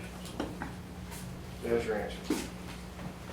Okay, I see a hand in the back and then one on the stairs. I guess go for you and then. So yeah, I've had 5 different attacks on my home in the last 5 years. The last almost year, and I live outdoors. And all of those attacks on my home were from people who live in homes. They were from people who stole my tent stakes because they didn't want me living there. Or somebody who threw a rock through my fly because they didn't want me living there. Or a house resident who held me hostage in my tent for 15 minutes last October because he thought I stole something from him.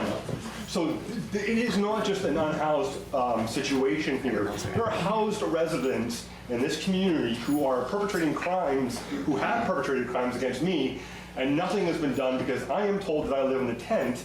Because there's not a precedent for that, nothing can be done. So you all want protection on your end, but we have nothing on our end. And this waiver, I mean, for us to sign off, does anybody who uses any other public park in Littleton sign a waiver? No, they don't. Is there going to be a waiver for the dog park? I doubt it. I mean, there's no, the town is open to liability all over the place now, and nobody is up in arms about it, nobody's asking about it, nobody's saying anything. So, this waiver is, again, it is under the equal protection law. This is against a particular, this is not a camping issue, and this is against a particular population, unhoused people. There's nobody coming up from Massachusetts who's gonna camp in Littleton out there on that property because they're coming up for the weekend to camp. So again, yes, the ordinance is put in place to target us, and the wording, whoever came up with it, but we are dealing with a bigger issue here, and this isn't camping. So this whole idea of us having to sign a waiver when nobody else has to, and the fact that I can't even get police protection now and I haven't signed a waiver.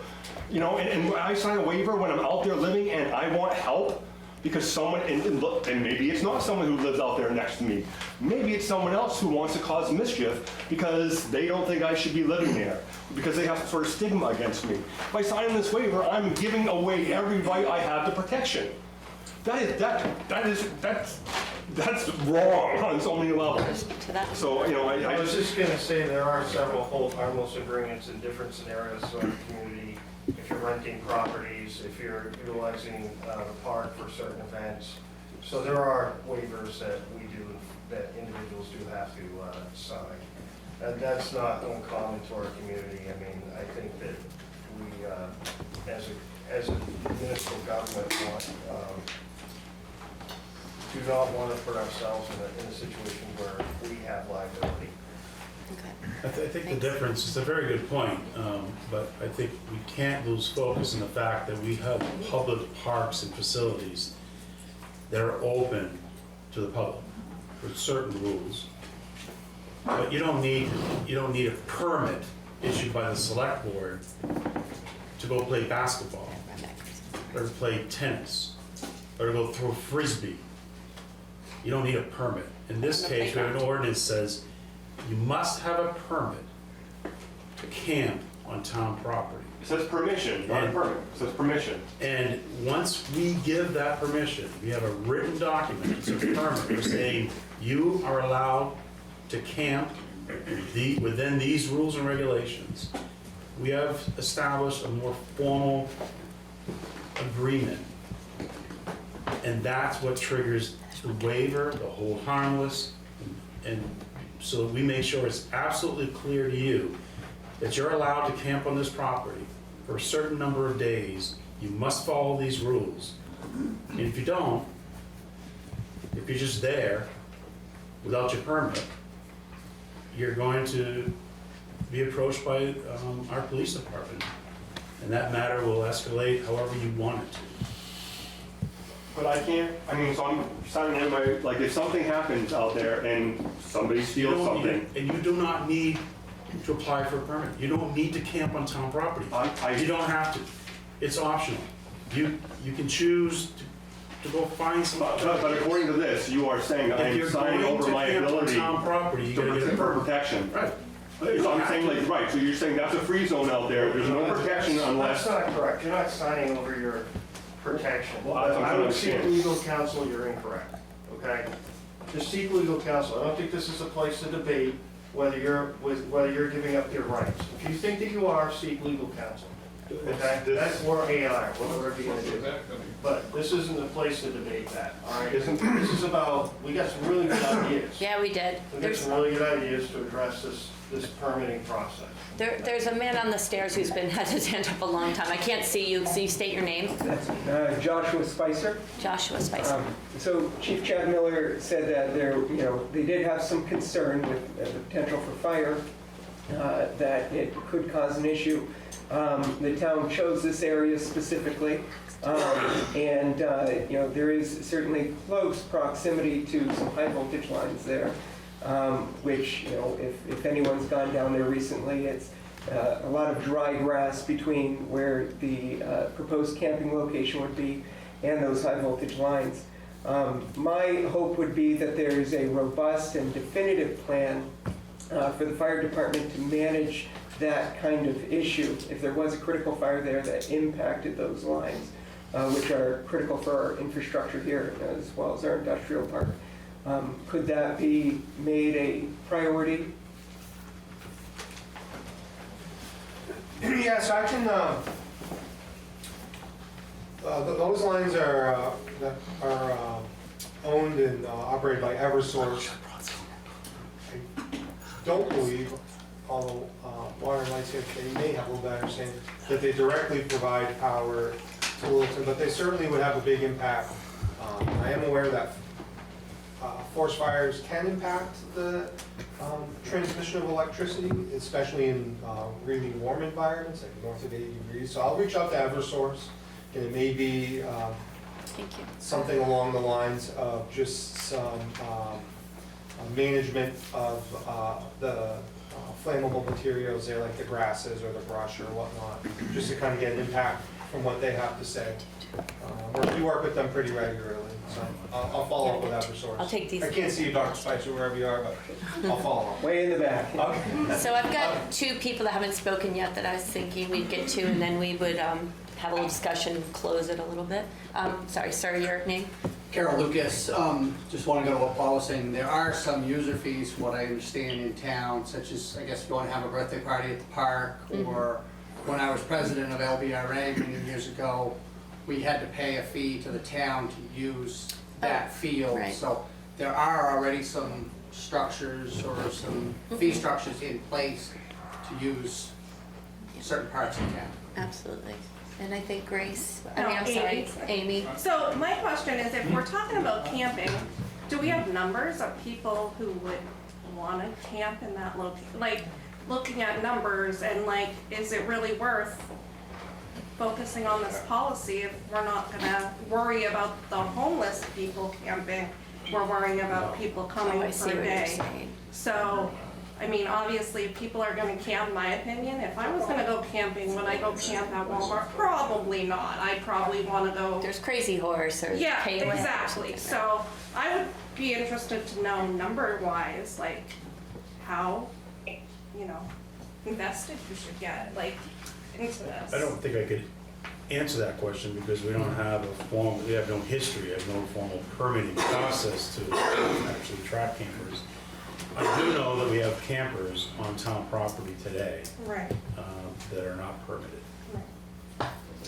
Okay. Before we move any further, Yeah. I'd like to see Ronnie come up and do his presentation. Oh, okay. If that's okay. Yep. I didn't see his hand up. Sorry if I was ignoring you. I'm sorry. Can everybody see?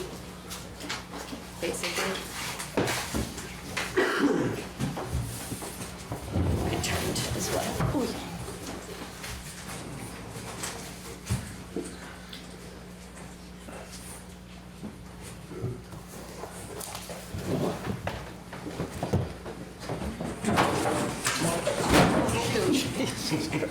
Easy.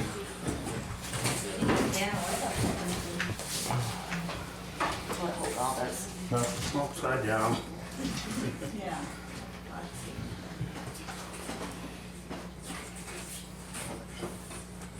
Okay, so my name is Rodney Martin. I'm the one that brought up the original ordinance. Thank you for listening tonight. Had I been a lawyer, I'd have wrote it a little different. I'm not. So these pictures are all from the 5.03 acre parcel behind Water and Light. We just spent 8.5 hours with an excavator, skid steer, front end loader, and a 30-yard dumpster, cleaning up this mess left. After supposedly, they cleaned it up, okay? So there's one picture. Who's they? Not the homeless, but people, all the helpers, everybody that was gonna pick it up. And they did pick up the trash. So these are just, I put 11 pictures up here, you guys all have a copy of it. This is what's left. This one's upside down. So the more time I spent over there during the 8.5 hours, because I was one of the ones there picking stuff up by hand, found a lot of stuff that they actually stole from me over the last year, 2 years. That being one of them. Yeah. And there was 3 or 4 of them. Oh, some of these got put upside down, I apologize. I think the whole stack.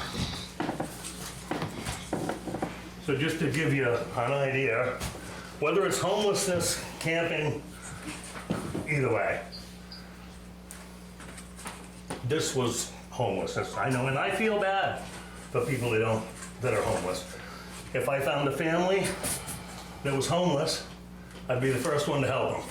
But when someone's more than capable of getting a job, working 2 jobs, even 3 jobs, because that's what I did when I was young, they're not gonna get my help. Now this is a very important one here, because that is a bucket of shit, feces. And I watched more than once these people dumping that in the river. And we picked up 2 of these Wednesday. And that's the river right behind. That is just an overflow. The river's actually over here, but there was another one of these out on this little island. So this is almost to the end, and we packed this dumpster 3 times with an excavator, jamming it in there. And this is the piece of property you're talking about. Yep. Doing that with now. So when I wrote the original ordinance, the temporary camping thing, that was, I meant that for like the Boys Scouts, Girl Scouts. Like if you had some bands down back or across the river or at the park, they could spend a night or 2. That was my intent.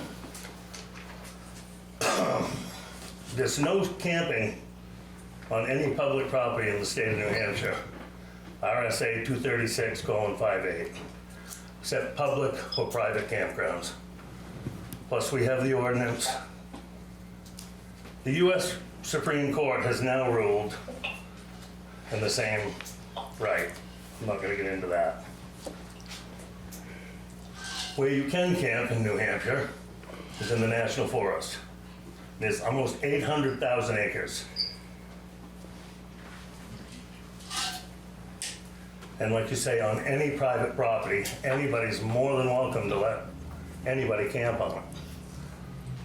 So I've given you 28 different things that I think should be added to that permit. Maybe not all of them, but like certainly child molesters or things like that. You all have a list, you all have a copy of the pictures.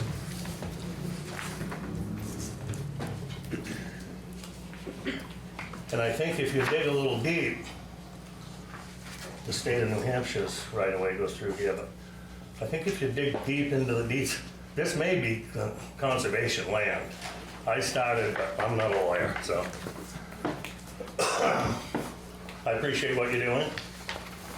And that's pretty much all I got for you. Thank you. You got any questions for me? Anybody?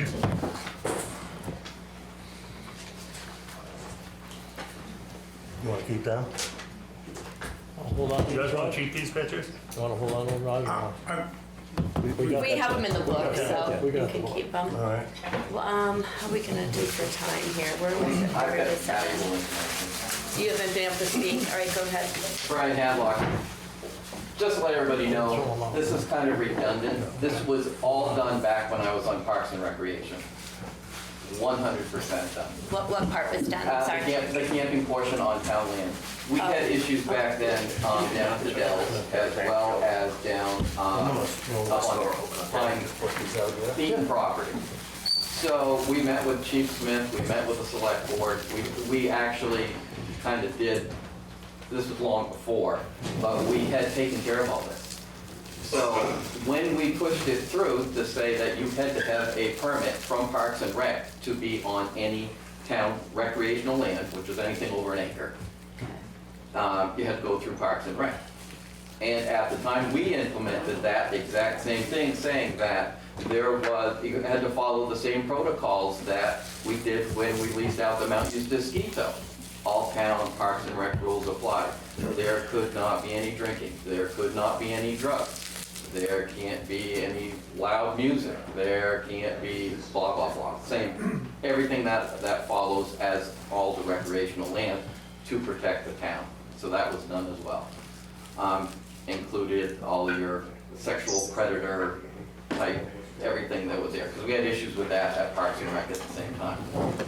So, one thing everybody forgot to do on this with this piece of property is the only way you can get to that property is two ways. You cross the river, or you can go the rail trail. The rail trail is owned by the state. I already talked to the state. They absolutely will not back this. Because the state, that rail trail, and they were extremely upset with what happened before with the investment on the other end of town. The trail, people in town were not allowing their kids and families, and people would not use it because of how bad it got down there with the homeless and everything. And if you allow so-called camping to happen down there, the same thing's gonna happen. We all know this. We have the exact same thing that's happening next to our office down at Hadlock Insurance. They're constantly moving in behind the pond, anywhere there's water. They're moving in, and once they come, there's not one or two. They come in droves. And like Rod said, with the trash that's left, we had a guy there next door, the landowner said, told the police, didn't want him there. He was supposed to be arrested. All winter, the police didn't. They went down to make sure that he was okay, but they never made him leave the property. He finally left about 2 weeks ago, and there's 7 or 8 bags of trash. Like Rod said, there's a big, huge thing of human waste there as well. So, this is not a campground. You can't allow camping in certain areas like this where people don't have facilities to use. Again, it's my own opinion, but that's why the state is also gonna say, no, you gotta check with the Bureau of Trails. They are not going to allow, and they don't allow access points off from rail trails. This is statewide. Anytime you've got a rail trail, they're very, very strict. They can allow, people can walk on it all they want to. But there are rules and regulations about after hours, after dusk. It's not supposed to be used after dusk. And with that, they're also not supposed to be, again, drugs, alcohol, you name it. But you can't take any side trails. You can't make side trails off from a state rail trail. They will shut it down. Whether it's an abutter who has a house there, whether it's a local club who wants to put some type of trail in, they have to have permission. I've been doing this for 35 years, working with the state, so I'm the one who has to shut them down half the time. Anyhow, just passing this along information, there's so much more. One, part of it's already been done, but two, that it's not going to make it fly. So I said, I'm just bringing the information. Fortunately, I got here late. I wanted to get in touch with all of you last week, but I just didn't get the time. So, like I said, it's state related. I did talk to the Bureau of Trails. Unfortunately, they're all off today. Two of them actually wanted to come to the meeting, and they just couldn't get anybody here. So they said, you're welcome to get in touch with them if you want to call. And I can give you their contact information for the local ones that hand up here or down in Concord. Okay, thanks. We should bring it in, just see if there's last minute things here, or would want to keep going? I think it's getting time to wrap it up. We got 2 more hands and just Yeah, let's call it call, that. yeah, let's do that, because it's almost 7 and, okay. I have something just short to say, and that is that Troy Brown mentioned that it would be a 14-day permit to camp, but it could be renewable up to a year and a half, say 18 months. But I think there should be term limits. What I'm saying is That that was there was no cap. Okay. We haven't decided. We haven't decided yet, Okay. yeah. But I'd like to think that they could have term limits. Okay. If you would consider that. Sure, and we'll make you the Yeah, list. my name is Tom White from New England Wire Technologies. Okay. And I would second everything that Scott Manning said. We're making significant investments in our facility there as well. I do have empathy and sympathy for homeless. I have a nephew that is homeless. I certainly understand that. But and I'm not shining to anybody here, but I listened to the first session you had, and people were concerned about somebody giving you $12,000 and you're worried about the tax impact. Has anybody looked at what the tax impact on this proposal would do for this community? Because anybody can say it's going to impact your police department, it's going to impact your fire department, it's going to impact every department in the town. And I was brought up, and I've lived it through it many times, not all the time, no good deed goes unpunished. I've lived that. And I appreciate, because I'm not from Littleton Police, appreciate the chance.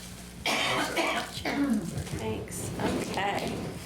So, we haven't really had a chance to say anything. I mean, I will lead. I really do believe we started and we're kind of coming full circle that this needs a lot more work. And that's where I'm feeling it needs to be, that's where I'm feeling that we need to look at a lot of things, take a lot of these comments into consideration. Is anybody else feeling differently?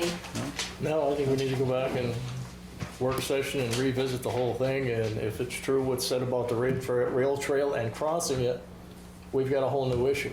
So we need to get some answers on that before we move forward on a lot of things. Ed? Yep, no, I agree. You have anything, Roger? Yeah, I think to take care of a whole lot of discussion if we just said no camping on town property, period, done. All right, Linda, do you want to say anything? No, I think it's all been said. All right, so we're gonna table this. And Troy, any last words before we table this and stop this? Yeah, no, I want to thank everyone. Thank you, yeah. For coming forward this evening and speaking. This is a hard topic. This is the first time I've ever dealt with a policy like this, and your input was invaluable. So Definitely. I really think that we needed this to be able to, as we continue as a group, to decide how we're going to proceed. I really appreciate everybody And the being access really point polite is, and kind with each other and patient, So because it's. just to add with the Parks and Rec thing, when this was put through and it went through the select, Parks and Rec basically came up with it, crossed it through with the police chief, and then the select board signed off on it. Oh, okay. Oh. Parks and Rec Commissioners set the policy, they set the hours in the park, it was the Parks and Rec. Right, but when it came to They the, set the rules for the park. we set the rules and then we brought it to the select board because it had to do with all the properties in the town that the town owned. So anyhow, when we went through, it was, as discussed earlier, it was set up for if the Boy Scouts wanted to go up and have something at any of the thing, or a function that was approved for short-term. It was not any long-term camping. It wasn't so people from out of town could come up and go camping. It was for, I'll say, local resources to use. All right. Okay, so have we officially closed the hearing? Well, we will. It is 6:54. Close at 6:54, and we'll have to do a roll call for that. Ed Hennessy, yes. Paul Lehman, yes. Carrie Harrington, yes. Roger Emerson, yes. Linda McNeil, yes. Okay. Thank you all. We're moving on to appointments. Feel free to stay, but if people want to, it's been a long. Yeah, thank you for coming. Anybody who's here for appointments, please stay. This might be our longest meeting yet. All right. Just give it a couple minutes. I know, this is a long, we'll get out of here we'll be out of here by 7:30. Promise? Hey, Carrie. Very respectful, like, that could have been a more abrasive topic, but that's great.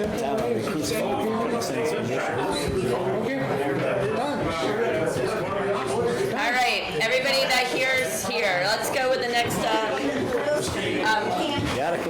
we're gonna start with the next part of the meeting. Before Selectmen's approved. All right, select board appointments. We're gonna go through, I'm gonna say each committee, name who sent in a letter of interest. We got a ton of interest, which I will say, this town that's pretty great that many people want to be involved. These are unpaid jobs, a lot of work. So thank you. All right, we're going to start with, we're going to have to do it by roll call too. Okay, we start with the budget committee. There are 2 full-term, 3-year positions available, and 2 candidates put their names in. John Payette, who is seeking reappointment, he's already on the budget committee, and Bill LaTulip, who is in the room, and he is seeking appointment.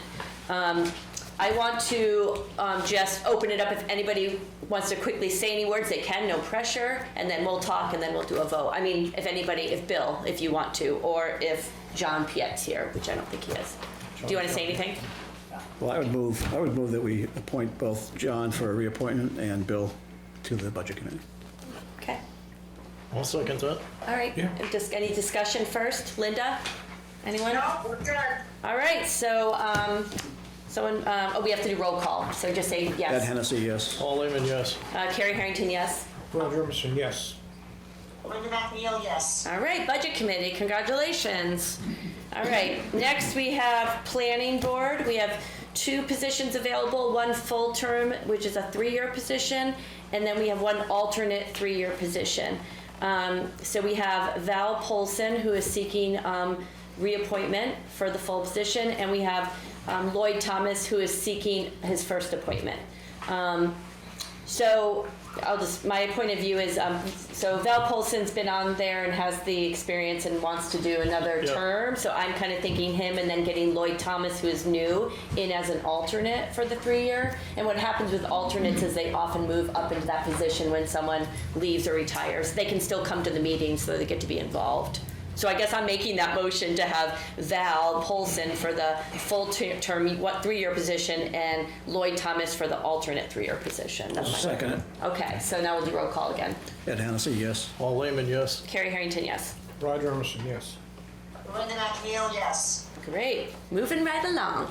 All right, zoning board. This one we got a record number of people that wrote in. So, zoning board, we have 2 full year 3-year positions, 1 alternate 3-year term, and then Joanna talked about having 2 alternate 2-year terms and 1 alternate 1-year term to get everybody in as alternates.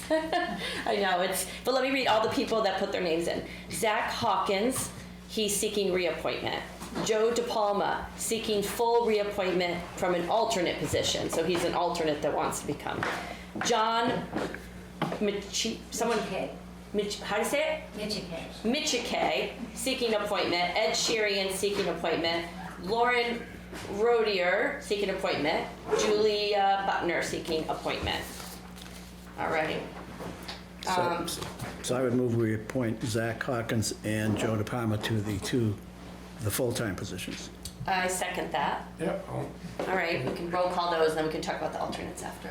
Ed Hennessy, yes. Paul Lehman, yes. Carrie Harrington, yes. Roger Emerson, yes.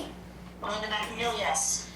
And then it was recommended to have John McKeechee, sorry, I can't say his name, Midgeke, as alternate for a 2-year, and Lauren Rodier for alternate for a 2-year, and Julia Butner, an alternate for 1 year, is my recommendation. So, Did you say there was an alternate for 3 years?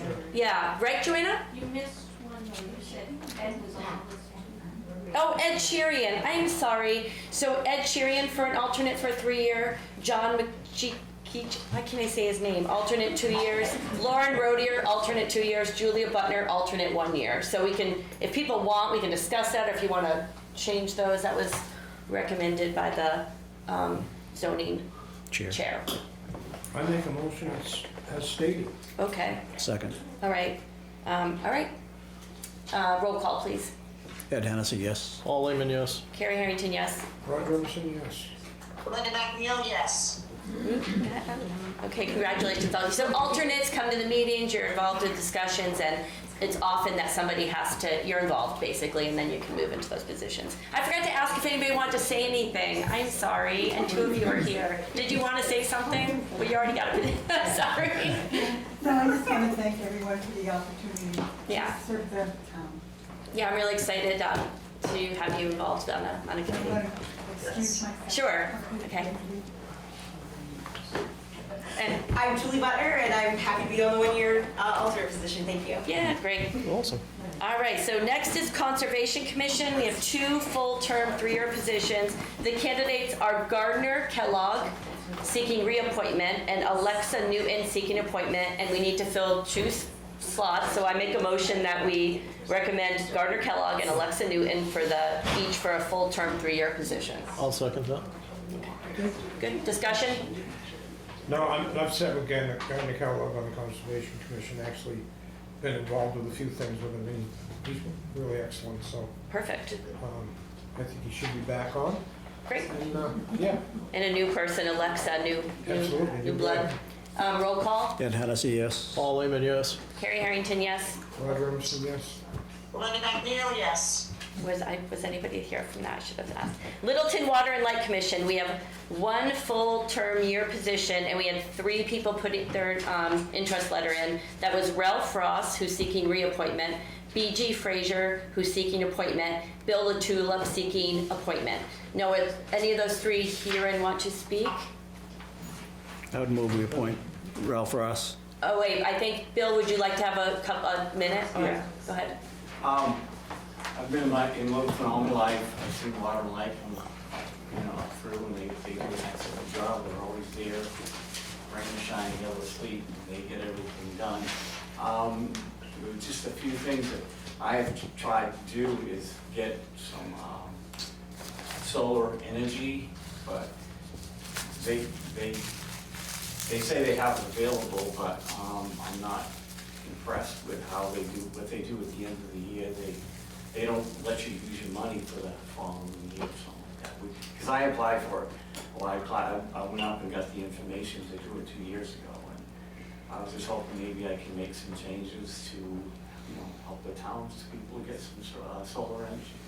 Okay, great. Thank you. Anyone else? Yes? Hi, I'm B.G. Frazier. Oh, hi. I put in for the opening. I have worked 30 years in the utility business with operations and engineering with New Hampshire Electric down at the headquarters in Plymouth, New Hampshire. I feel I could offer quite a bit of knowledge and mentoring to Littleton Water and Light, and I think we would be a good fit. I met with the commissioners, I think it was about 3 weeks ago, Laura. I understood Ralph was, Roger was, so did he change his mind about retiring? Yeah. Oh, I see, okay. So, I understand that he would be hard to step into his shoes, but if he's not planning on retiring, then there you go. But thank you for your consideration. Yeah, thank you. Thanks for coming and speaking. Any discussion So, amongst us? no disrespect to the other two candidates, but I served with Ralph on the board for 6 or 7 years. He's been there for 35, 40 years, and he's done a fine job, so I would nominate he be reappointed. Okay. I'll Second? second it. Okay. All right, any other discussion before we take a vote? Okay. Well, I'd still like to put Bill's name in if possible. Yep, all right, so we're gonna take, so we have a motion for Ralph, and we have a motion for Bill, all right, so. Well, you've got a motion and a second. You should. Oh, you a should second, deal with motion it. second, do we have a second for Bill? No, Well, you've got a motion and a second on the table. You should deal with that first. You deal with. All right, sorry about that, first time. All right, so, all right, so That's let's fine. take a vote on that Ed one. Hennessy, yes. Paul Lehman, no. Carrie Harrington, yes. Roger Emerson, yes. Linda McNeil will abstain from the water and light because I am a commissioner on Oh, water yeah. and I light. had just forgotten All right, about so, that. all right, Good point, so Linda. Ralph Ross got 3 votes, 1 abstention and 1 nay. All right, we're all set then? Yep. Yep, thank you. I'll get it, I'll get better and better each time. Culture, thanks Linda for laughing. Cultural Arts Commission, 2 full-term, 3-year positions. So I spoke with both Riley and Jason Torres, who's the chair, and they got a bunch of names that they want every single person that put their name in to be involved. So they like they want to choose 2 full people, but they want all the others to be alternates and to come and help and move into a position after. The candidates are Taylor Van Dyke, seeking appointment, Audie Two Owls, seeking appointment, Julia Butner, seeking appointment, Kathleen Searles, seeking appointment, Sonia Rodriguez, seeking appointment. Would anyone in the room want to speak? I don't even know if anyone's here, just you. Any of them here? Julia's here, I think. No pressure. That feels like a lot of pressure. I am happy to serve. I'm happy to be an alternate. I think either way I'd be involved. I do know Kathy Searles. She's a CASA in town, and I believe she also works for the shelter. Yep. So Yep. she's also a wonderful person. Anyone else from the chair of the board, I got the recommendation of Taylor Van Dyke and Audie Two Owls for the full positions, and then the rest they wanted as official alternates. Doesn't mean we have to go by that, but that's what the chair recommended. Is that a motion? I'm just a discussion, but we could, yeah. We didn't make a motion yet, but it just. I'll second it. Yeah. All right, I'll make a motion that we go with Taylor Van Dyke, Audie Two Owls for the full-term 3-year position, Julia Butner, Kathleen Searles, and Sonia Rodriguez for the alternate positions. And you second? Second, yep. Okay. Anything, Linda? Are you good? No, I think that's a good lineup for the. Okay. All right. So roll call vote, please. Ed Hennessy, yes. Paul Lehman, yes. Carrie Harrington, yes. Roger Emerson, yes. Linda McNeil, yes. All right, and the last one, the sad little commission that no one put their name in for, the Ammonoosuc River Local Advisory Committee. There are 2 3-year positions open, and we have no applications. I So will if you will. Courtney Bowler, my term is up, and I thought I said that I would. oh, well, there we go. We're voting for Courtney. All right. I thought you were still on it. Okay. No, my term is up this year. Well, this stuff, yeah, it gets complicated with all those names. So we will vote in. Would you like to do it again? Yeah. All right. All right. I would like to nominate Courtney Bowler, after I said the sad Ammonoosuc River. I'd like to nominate Courtney Bowler for one of the 3-year term positions for Ammonoosuc River Local Advisory Committee. Can I have a second? I'll second that. Roll call, please. Ed Hennessy, yes. Paul Lehman, yes. Carrie Harrington, yes. Roger Emerson, yes. Linda McNeil, yes. All right, so if anybody else has interest in that, let Vicki know. And then for everybody, we're not going to swear people in tonight, but you'll, so it'd just be too much. But you can get a hold of Angie, I suppose. Is that right, Troy? Town clerk, yeah. At the town clerk, and set up a time for you to go in. And not everybody, I'm not sure which committees actually need a swearing in and which don't, but Angie will know. I think they're all gonna be, they're all sworn. In the all positions really should be Should. sworn in. Okay, Linda, thanks. What, Diane? In the past, if you were appointed by the board, you didn't necessarily have to be Sworn in? If you were elected by the voters, you had to be sworn in. So that was the difference. Because at one time, all of us were sworn in, and then all of a sudden they got. I mean, it would make it easier if we didn't have to swear in, but we will talk about Make it that. easier for the volunteers. So. Yes. I've been here, You've never sworn in just the elected? Just the appointed people have not been sworn in, Okay. just the elected. Just like the elected library, anybody that's on the ballot, okay. We'll look into that. I'll look into it, just. All right, we'll look into that and get back to people, but that's, thank you, that's a good point. All right. A question, just while you're on the appointments, your hand locked in. Now I'm going back years ago when I was elected as Parks Commission, we had to get sworn in and everything. But back then, there were also some legal issues within the state and everything. And we had to, I'll say, redevise, add some things where when someone was sworn in, they also had to be reminded, if they were, I guess, elected, you couldn't have your own private meetings out there. You had to, everything. I can't remember the exact law. You mean the 91A? Yeah, Say 91A? yeah, it was that Yeah. and some others, but then we had talked about in the town, we had some meetings as a whole group, and we had talked about that even with the other committees. So they all were aware as well, just to keep out of legal trouble. But I didn't know if anything, I got out of it. And I didn't know if anything moved forward on that, so and all the people who were volunteering and What's your question, if they're all get briefed on the 91A stuff? With the 91A, Yeah. if they all have to do that, I mean, back then we were talking about everybody having a town email given to them. Well- So they were told whether they were discussing having meetings that they couldn't use private email.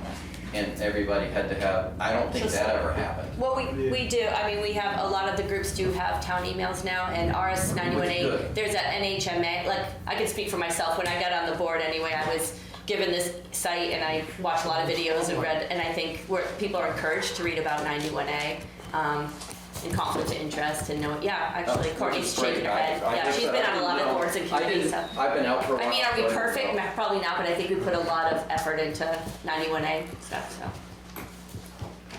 Cool. All right, we have to move on to approval of minutes. So we have the minutes from 4/14 select board meeting, and I guess I'll entertain a motion or edits or discussion about that.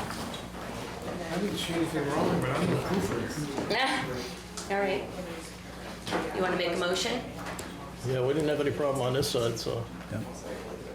No, I'll make the motion. Yep, second. Second by Ed, and roll call, please. Ed Hennessy, yes. Paul Lehman, yes. Carrie Harrington, yes. Roger Wilson, yes. Linda McNeil, yes. All right, now we are on to town manager updates, and Troy is going to give a general fund budget report. Okay, I'll make it quick because it's a pretty solid report where all of our budgets at this point in time, as of March 31st, should be at 75%. And there are no lines that are exceeding that or below it. So, except for we reported before the welfare budget, which is really Not bad, though. It's pretty it's close. 69%, and given the fact that that type of activity, January, February, March, is a lot of activity because of the heating assistance and just Hotel vouchers. the services. So we actually expect that expenditure line to level off and come in line with the monthly reports. So we'll continue to monitor that. Are we done, Troy? Sorry. Yeah, we've done that. Okay, any old business? How about, I have mine. Oh, you want your I'm sorry, I do report? have Okay, go ahead. I didn't let you talk. I was like trying to get Yeah, no, out I of here know. for Sorry. dinner. Oh, you made You said a it was gonna be nice quick. report. Look at this. Linda, you Just- can't see this, but he made a nice Real quick. report. I'll go through this one really quick. I'm tired. But really pleased to announce that the sweeper back truck was on our streets today. Woohoo! Heads up. Yay, awesome. So very quickly, I was able to get that approved and get a truck secured in place. It's working right now. So nice. Our auditors were in the field last week, so they were here for about 3 days. They finished up their work, and of course they'll do some work back in the office, but it all went well from the preliminary reports that I received. Received word from the planning board today that CIP organizational meeting will be Wednesday, May 21st at 5 p.m. Joanna has sent notice out to all the, there'll be one rep from the budget committee, one from school board, one from select board, and it'll be a citizen at large as well. So that's on its way, May 21st. We'll be talking, just want to give you a heads up, but I'll follow up tomorrow with some emails and see if we can dial this in, but Eric Oliver is here tonight, DPW Director. He's been working with Granite State Independent Living. This board has been working on the sewer line, the force main issue, 4 inches versus 6 inches, and some other issues with that project. So we'd like to have a work session with the board on May 9th, Friday, May the 9th. So I'll work offline. If it can't work on Friday, if we can do it sometime. You got a time? Be noon. Typically, don't we do our work sessions at noon? Yeah. Oh, I okay. got Paul there was raising his eyes, but I might be, yeah, we'll talk. Oh, I might do 11. we'll do offline. I just want to give you a I heads have up. Fridays off. so- I have Fridays off, but the, yeah. And I don't think you're back yet, Linda. Well, we're hoping to get back into town by then, but Oh, you are? Okay. what happens? All right. And then just to recap again on our summer schedule, May 12th, June 23rd, July 28th, and August 25th. And special notes, special meetings and work sessions as required. Okay. And I just wanted to give an update on personnel status, just to kind of let you know what's going on in all the different departments for recruitment and vacancies. So transfer station, Patrick Williamson was promoted to lead attendant, and Dylan Brooks, who's been with us in a part-time status for about 7 years, he's agreed to step up to full-time attendant. That date's wrong, it will be May 20th is when he wants to start that. So that's really good that we've had 2 promotions within. Yes. And then we'll be actively looking to start to bring some new staff on a part-time basis and get them trained. In our fire EMS department, we have 1 full-time employee on medical leave. We have another full-time employee on military leave. And we have 1 full-time employee on probation, so he's on probationary status. We have done something new. The fire chief has hired a temporary full-time employee. And I think he reported on that in the previous meeting, but that seems to be going well, and hopefully will help with the overtime costs, having these 2 full-time employees out. He has 3 new call employees starting the process, and we have another call employee in process, early stages. In the highway department, our heavy equipment operator that's been out on medical leave for a whole year was involved in that accident, the traffic accident. Yeah. He's looking at returning early this summer, so we're looking forward to this. Nice.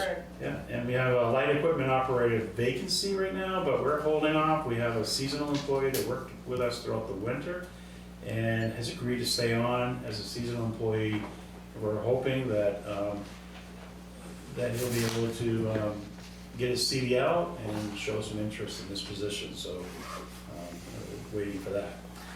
Eric, as you know, has been playing dual role now for a year or more. And he was the wastewater technician and DPW director. So we have a wastewater technician offer on the table, it's very promising. We're hoping that he'll be on board soon. And looking at trying to reorganize things a little bit, more dedicating that wastewater technician to specifically that function in our town government, and bringing on a part-time building maintenance person, so that we can start to have someone more focused on building maintenance. This kind of came about, I'd say accidentally, through interviewing processes. So we found a person that we think will do a really good job, and part-time status serves that person really well. So we'll see where that goes. I put this as an opportunity. We don't know, I'll keep it posted on it. In the police department, we have 2 vacant patrol officer positions. We had Officer Eastman leave, as you know, he went to the state police, and Officer Wilkins, he left and I don't know if many of you know that. I didn't know But that. he left, and he went to the Grafton County Sheriff's. He has agreed to stay on a part-time basis with our department. And, but obviously a big loss. I really Yeah. obviously will, I didn't know because that. one of the first officers I started interacting with from day one of the job, really liked him. Yeah. We did whatever we could to try to keep him, but it was a better deal for him to leave at this point in time. So, but with that being said, we have 2 conditional job offers. We have a New Hampshire certified officer that has accepted. So by bringing that person on, you're looking at, about 6 weeks FTO training, and could be up, and running after that FTO training's finished. The other officer would have to go to the academy, and that process can take 12, 14 weeks, even longer. But anyway, we have That's on some. the horizon, anyway. Yeah, and, but the other news is that right now we're monitoring it, but we could have potentially another vacancy in August. So in recreation, we are at that process right now, where we're bringing on those seasonal employees, all the camp counselors. We have about 20, 25 seasonal employees, I understand, that will go on. And again, I need to get this interim director position finalized, and I promised Riley's on vacation this week, and I promised her I would get this thing resolved, so. Just general observations from what I've heard from all of our department heads. Recruitment is difficult, where our wages, we're finding are not competitive, and this is as a result of some of the folks leaving us. And when we do find employees that want to come work for us, we're struggling internally with some wage compression. So we have employees that have been with us for 5, 7 years, and in order to bring a new employee on, they're looking to be compensated at a higher rate than employees that have already been with us. So that's, kind of a norm in today's world, that compressions happen. So definitely, you're probably going to hear me and department heads talk a lot about wages, a way to try to make sure they're up to date and as competitive as possible. So that's all I have to report tonight. Great, thank you. I'm getting used to these. I like these lists of all the updates. All right, old business, anyone? No? Nope. Linda, any old business? No, I think we're good to go. All right, new business, and now Board of Selectmen topics. I have one. This past Saturday was cleanup day at the, we met at, I went, it was great, it was pouring rain, and 60 people signed up, and 30 maybe, or plus came, and it was sponsored by like Casella and Home Depot and Walmart and stuff. They fed us, we went out and we had a huge Casella dumpster and filled it with trash. People went all over town, picked up a ton of stuff. It was put on by Friends of Remick Park, and Parks and Rec helped in town. And so it was a really good event. It's happened, I think it's the 4th or 5th year. But hey, there's still trash out there, so if you feel like picking up trash, please do. But I wanted to just say congratulations to the folks that put that together. It ran really well. It's a great event. Considering the weather. I got to ride in the side-by-side though with James Gardner. I was so loving that. He was driving me all over the place. It was super fun. All right, any other Board of Selectmen topics? No. Linda? I want to thank you for stepping up and chairing this meeting while we're on our adventure. Sure, thank you. No problem. You're doing an excellent job. Oh, thank you.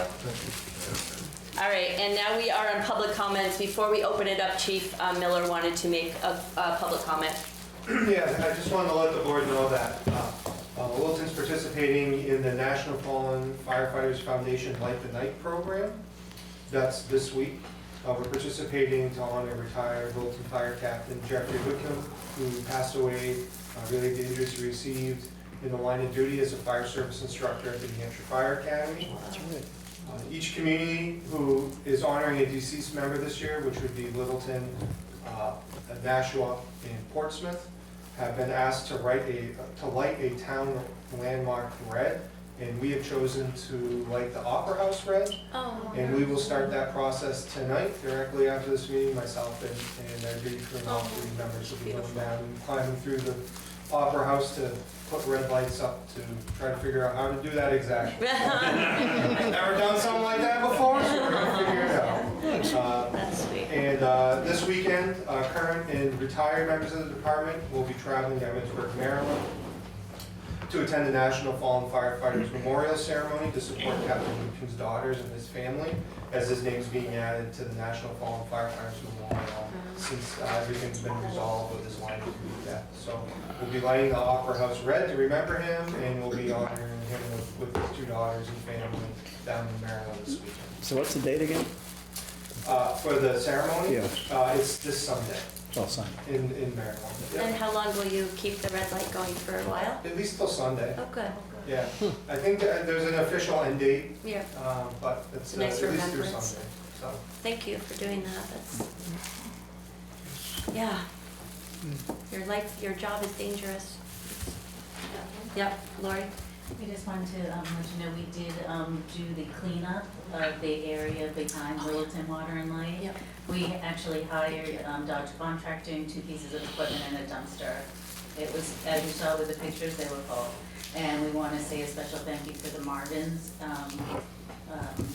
that the gentleman who was here, I forget his first name. Rod. I think it's Rod, yeah. Rodney, yeah. And his children. I believe they were adult children that came over and assisted.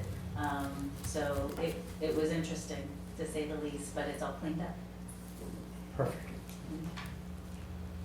Rudy? What are you watching? You take time? No, I looked down at my thing for a second. My watch is over, oh, this watch, I don't even look at it. Well, Rudy, I want to hear from you. Come on now. Go ahead. This is for the town manager. You know, it's especially on a budget update. Actually, you know, things have been changed a little time.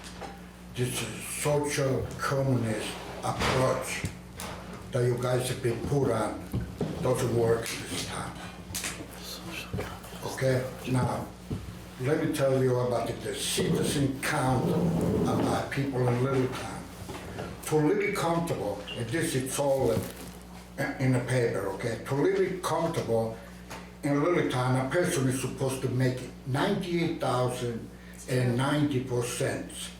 Generally, as a high cost of living over the national average, okay? Now, Littleton is not the best place to live right now with the new, you know, offices over the town, okay? They got town much better than Littleton. It's like Hanover, Bedford, Windham, Amsterdam, and Portsmouth. And the best time to live right now, it's nothing. Poverty rate in Littleton is 20%, the poverty rate. That doesn't mean every time that you, anybody else, try to raise taxes, or you want more money from the tax pay, just to think about that. 20% of the people in Littleton, they are poor. You know what's poor? Yeah. You know, you can spell it. My father's told me many times. Okay, well, just to say. The average household that in Littleton, about husband and wife, they make about $58,000, and you cannot live on $58,000 in Littleton. You cannot, unless you know you eat grass or whatever it is. Okay.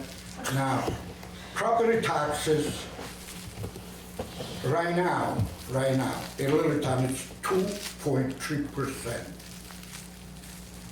It's significantly higher than any national approach in America, okay?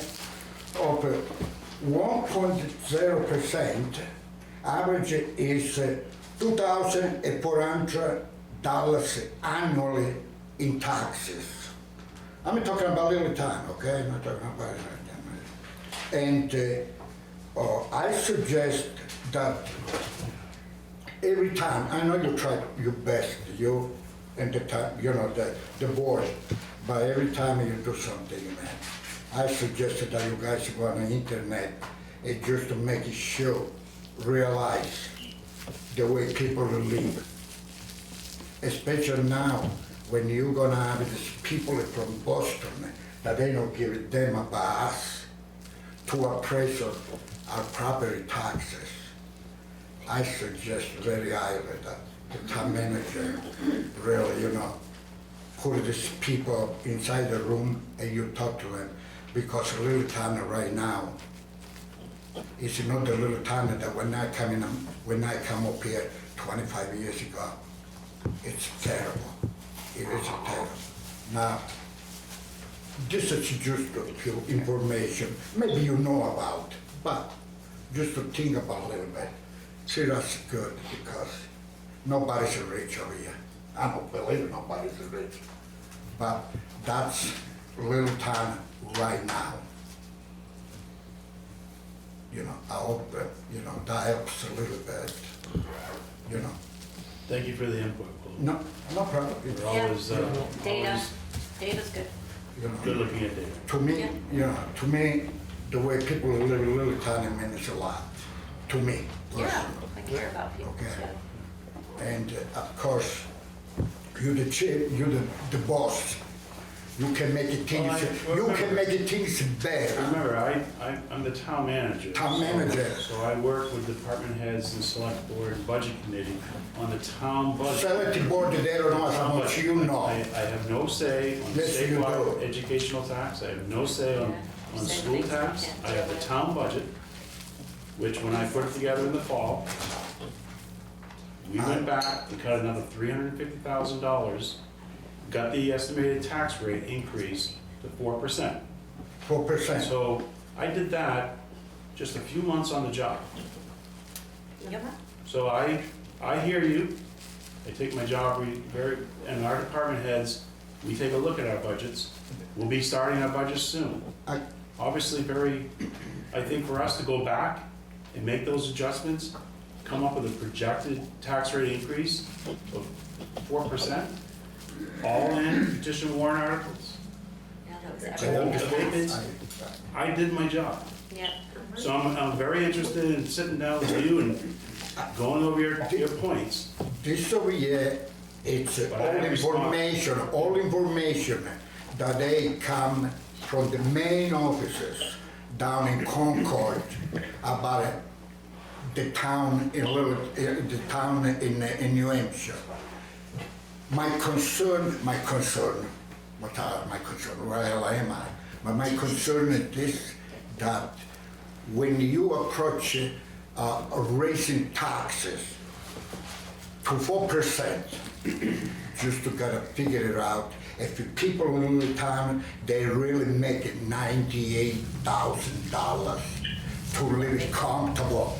It's right here, man. No, I know, it's I'm all gonna over sit here, America, it's all in black and white. You know. 100, six figures isn't what it used to be, right? No. And also, you gotta put it together, the husband and wife, and also, they make $58,000 a year, husband and wife. I don't believe that, you know, I mean, in my house, People make less than $58,000, it's nothing. It's everything in your house, it's everything in his house, because you cannot live at $58,000. You cannot live at $50,000. That's just, I mean, if you can come up with an idea, you know, stuff like that, people appreciate it. It's a look at the town manager, man. It really, you know, it really helps us. But this is all in black and white, that tomorrow they're gonna go in the newspaper. I want them to know about. And you, if you can do something about it, we will appreciate it. Thank you. All right? Thanks, Rudy.